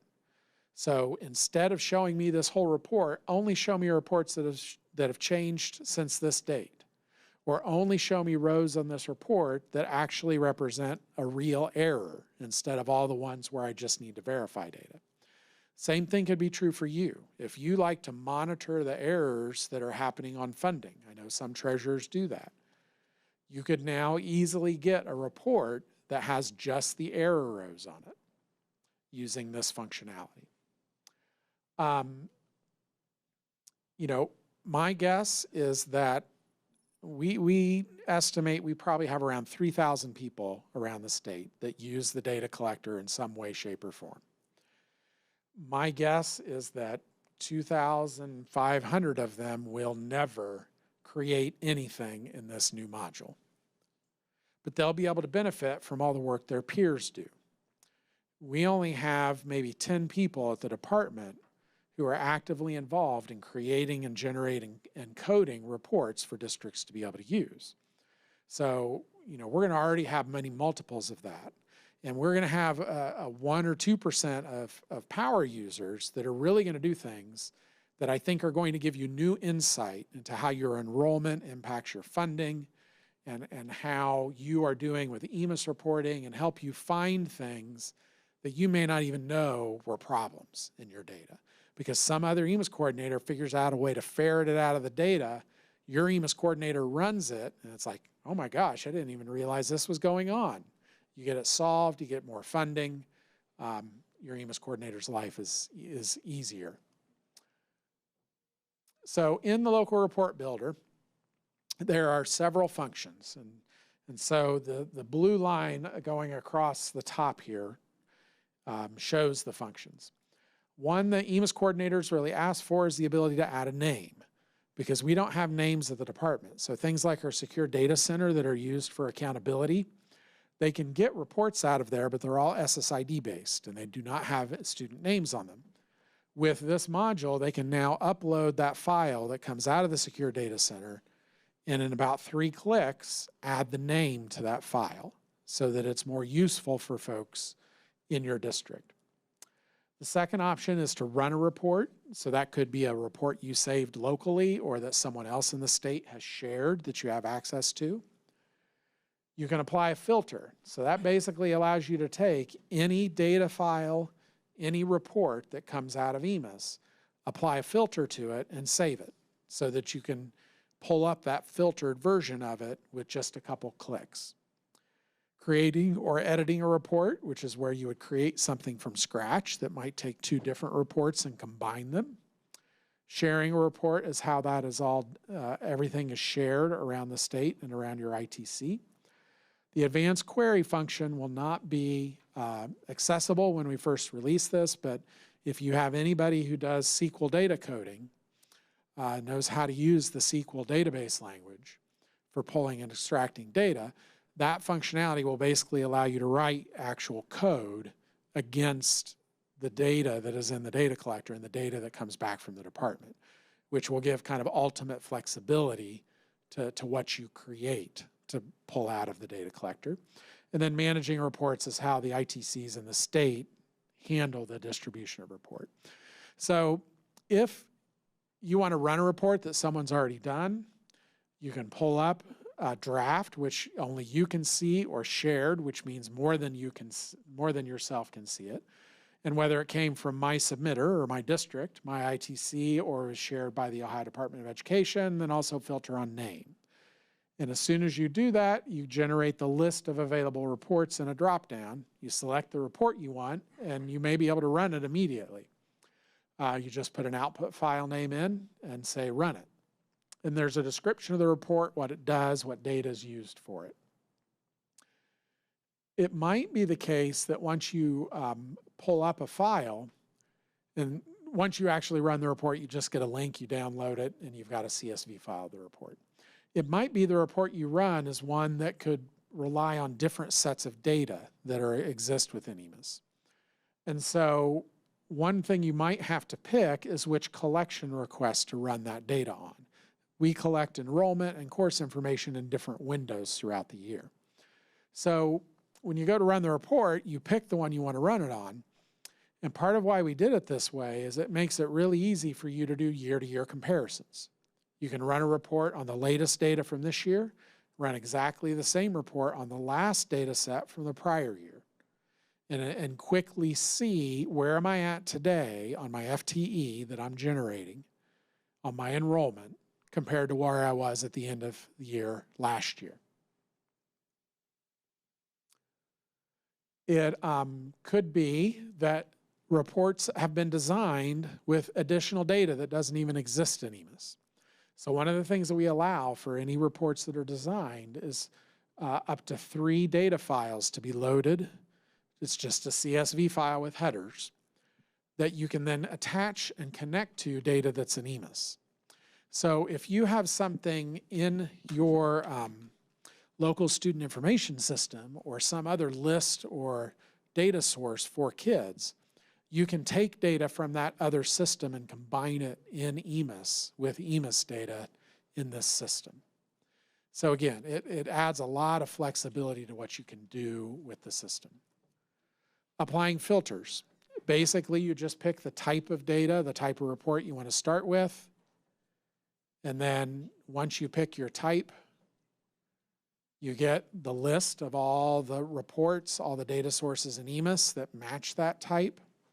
Pick the one you want to filter, and then add the filter fields bit by bit. And so here in the presentation, I put an example of filtering the student attributes effective date record, which is what shows all of the subgroups that impact funding. And let's say for some reason, I need to regularly have a list, or I want a list, of the students who are speech students at my middle school. So this filter would subset your data down to that, to where you would just get the students who have a speech disability condition whose grade level is between 6 and 8, so that you can get that list of students, and then you can save that report. Maybe it's the case that you're trying to track a specific program that you have or a specific course that you have and trying to do some work with that. You'd be able to take the huge reports that we have that list every enrollment and every course that a kid has and pull out just the kids that have Mrs. Smith for this subject code using this report filter. So we think the filters will be helpful in terms of data management, again, being able to look at data selectively. I just threw on here some report ideas. You know, how does my enrollment change over time? One of the things you could do is create a report that looks at your enrollment on the first of each month and what's in there in EMIS. Or you could look at what's reported in EMIS. You know, like I mentioned earlier, how does my enrollment today, what am I getting funded for today, and how does that compare to where I ended up last year? How many errors do I have? So how much more additional funding could I get if these errors got resolved on these courses, et cetera? What is my enrollment by program of concentration? Or what is my enrollment by teacher or by course? So that you could see what FTE was being generated for each course and or each teacher. So that could be a canned report that you could run on a regular basis when you're trying to evaluate, you know, are we bringing in the funds that we need to bring into to make this program sustainable over time? How does my enrollment at this point compare to the same date last year? Where are my open enrollment students coming from? Or where are my contract career tech students coming from? All that data is in those EMIS reports. It's just writing the report to summarize it. Is there some piece of financials data that you want to combine with your student data?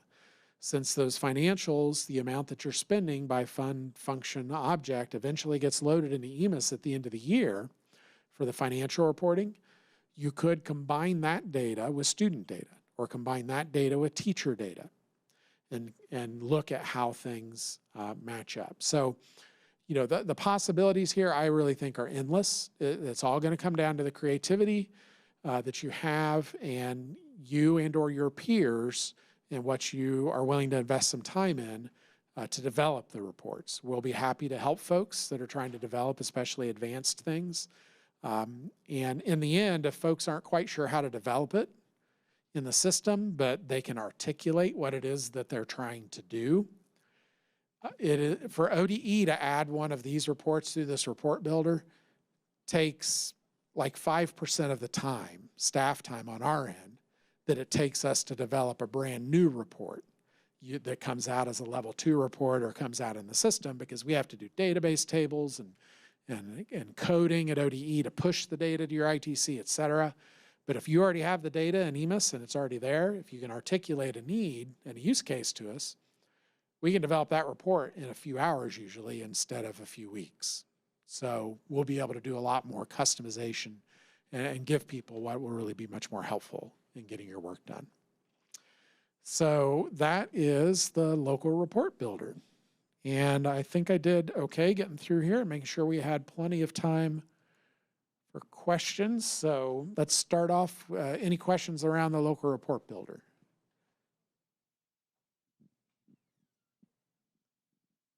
John, any questions in the chat? All right, you got me for at least 19 more minutes. So any questions, EMIS related, any of our reports, anything else that I can address while we have a little bit of time together?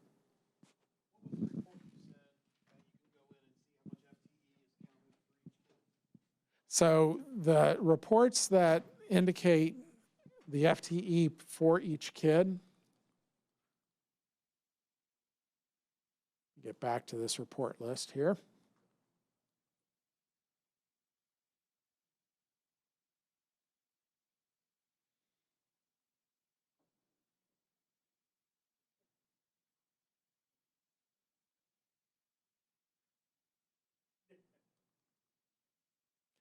Almost there. A lot of slides for 40 minutes, but.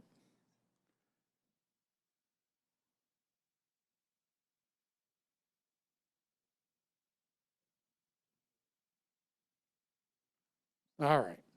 So the reports that deal with career tech funding on a kid-by-kid basis are all on the left side of this screen.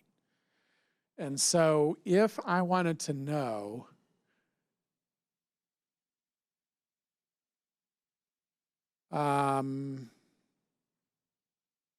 at the individual student level, how much FTE is this particular student generating? That's going to be this FTE detail report, the main report that has a row on it for every course every kid takes, every time they enter the course and every time they exit the course. It's the most atomic, as we would say, report. It's got the most detailed data on it. Now, the next 3 reports talk about where there are errors in that data and things that need to be dealt with. And so if you have a kid who's in a course, they're going to appear on this FTE detail report, but if they have some error that's stopping them from being funded in that course, that's that student error detail report. And so if you're looking at student level funding, that's where you focus in to make sure your funding is maximized. Then we also produce a summary report by course and a summary report by category. And in this case, category is weights. So whether it's weight 1, 2, 3, 4, or 5, that totals up what your FTE is for those, whether it's each individual course or each category. You also may want to look at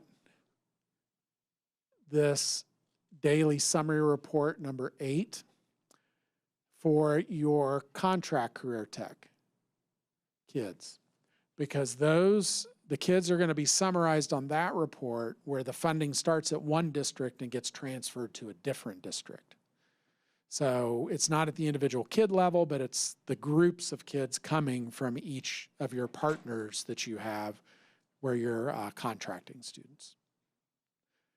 So those are the things I'd look at if I was trying to get kind of into the micro level of funding and make sure the funding was right. Other questions in general? Yeah.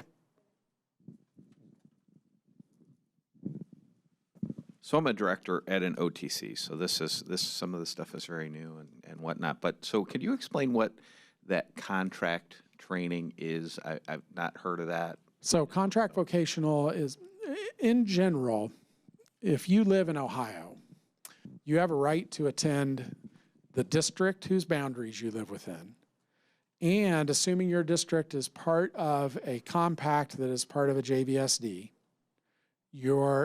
or part of a career tech planning district that's part of a JVSD, you're entitled to attend that JVSD. But not everybody has every program. And so if you want to go outside of your home district or outside of your JVSD in which you reside, you do that one of two ways, either as a contract, and so there's an agreement between the two entities that kids from my district are going to go to your district to take this particular program because you have a great program, you have seats available in it, and we don't even have that program. That's a contract career tech student, and that's between organizations. And if a student wants to do something at an organization that they can't do locally, then they can, and that organization has an open enrollment policy where they allow kids to open enroll, that becomes an open enrollment student. And open enrollment is also how a lot of non-pub students get into career tech programs also. So it's just some of the different methods under the law that talks about how kids can go and where they can go, and then how the funding either follows them in the course of a contract career tech, or it's funded where they're educated for an open enrollment student. No problem. So if I was interested in creating a report to find out exactly how many dollars a particular program is bringing in to compare it to its actual spend, I assume you're going to tell me that I should do some hybrid of the CTE, FTE detail for the student, but what financial report would I bring in? So to get to dollar amounts, you're going to look at the SFPR and the other reports that are published on the website. And you can go from a particular career tech weight and go to those reports and know that that weight is 0.23765 or whatever it is of overall FTE. And you can look on your report for your school to see what your base cost funding is. And that's what that gets multiplied by, that 0.243 or whatever that weight is.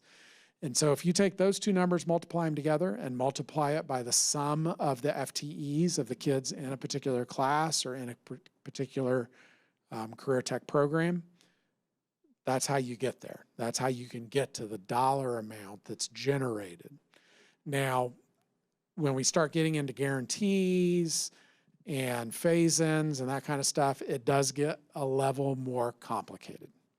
And I know just enough to be dangerous about those things, but I'm not an expert. So, once you take those other things into account, you can make that crosswalk.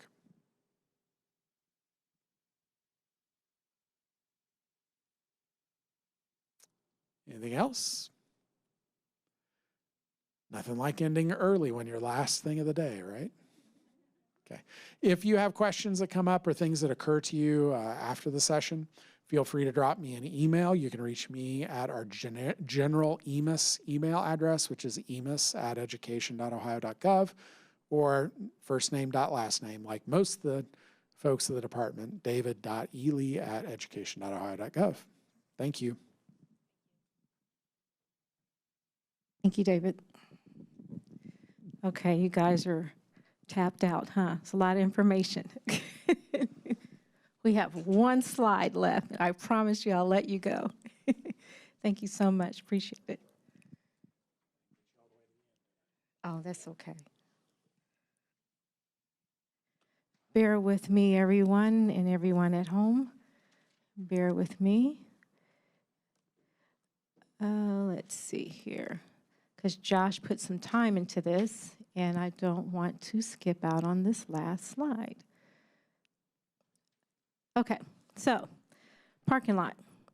Many of you have posted your questions and questions in the chat, and we've posted that information on the parking lot. If you have any additional questions and they did not make it there, or something crosses your mind in your commute home, please just send me an email, because we're going to pull everything, summarize everything, and pull everything together and send it out along with a copy of the PowerPoints. Those who are at home, you can scan this QR code and answer the survey questions. Those who are here, your surveys are on the table. If you could please complete that information. Your feedback is very, very important. We want to make sure that if we need to make any changes or tweak it or make it a half day or whatever it is, please let us know. It's very, very important that you have the post-survey completed as well as the pre-survey that we had, so we can compile that information, do a fair comparison. Also, for those who are here physically, if you need a copy of the completion certification of the contact hours, we will have that information for you as you head out the door as well. So today was a lot. We went from, as a summary, we went from the start of discussing the comprehensive local needs assessment to how that ties into identifying a need in terms of how you're able to fund the need, which is where our treasurers play a role. When they go through the budget process, a lot of times we don't even know what we're funding or how it connects. So this is what this was about today, to help you understand and make those connections and working together and communicating with one another, with the administrators as you begin to fund for the next fiscal year. Because again, as I stated earlier, we're going to really try to align to what legislation is stated with regards to funding items that have been identified as a need through your comprehensive local needs assessment process. If you have any questions, we're here for you. Reach out to your program consultant. Don't hesitate to reach out to any of us. We're all here to support you. And I appreciate your support and your time that you've engaged with us today. Any questions?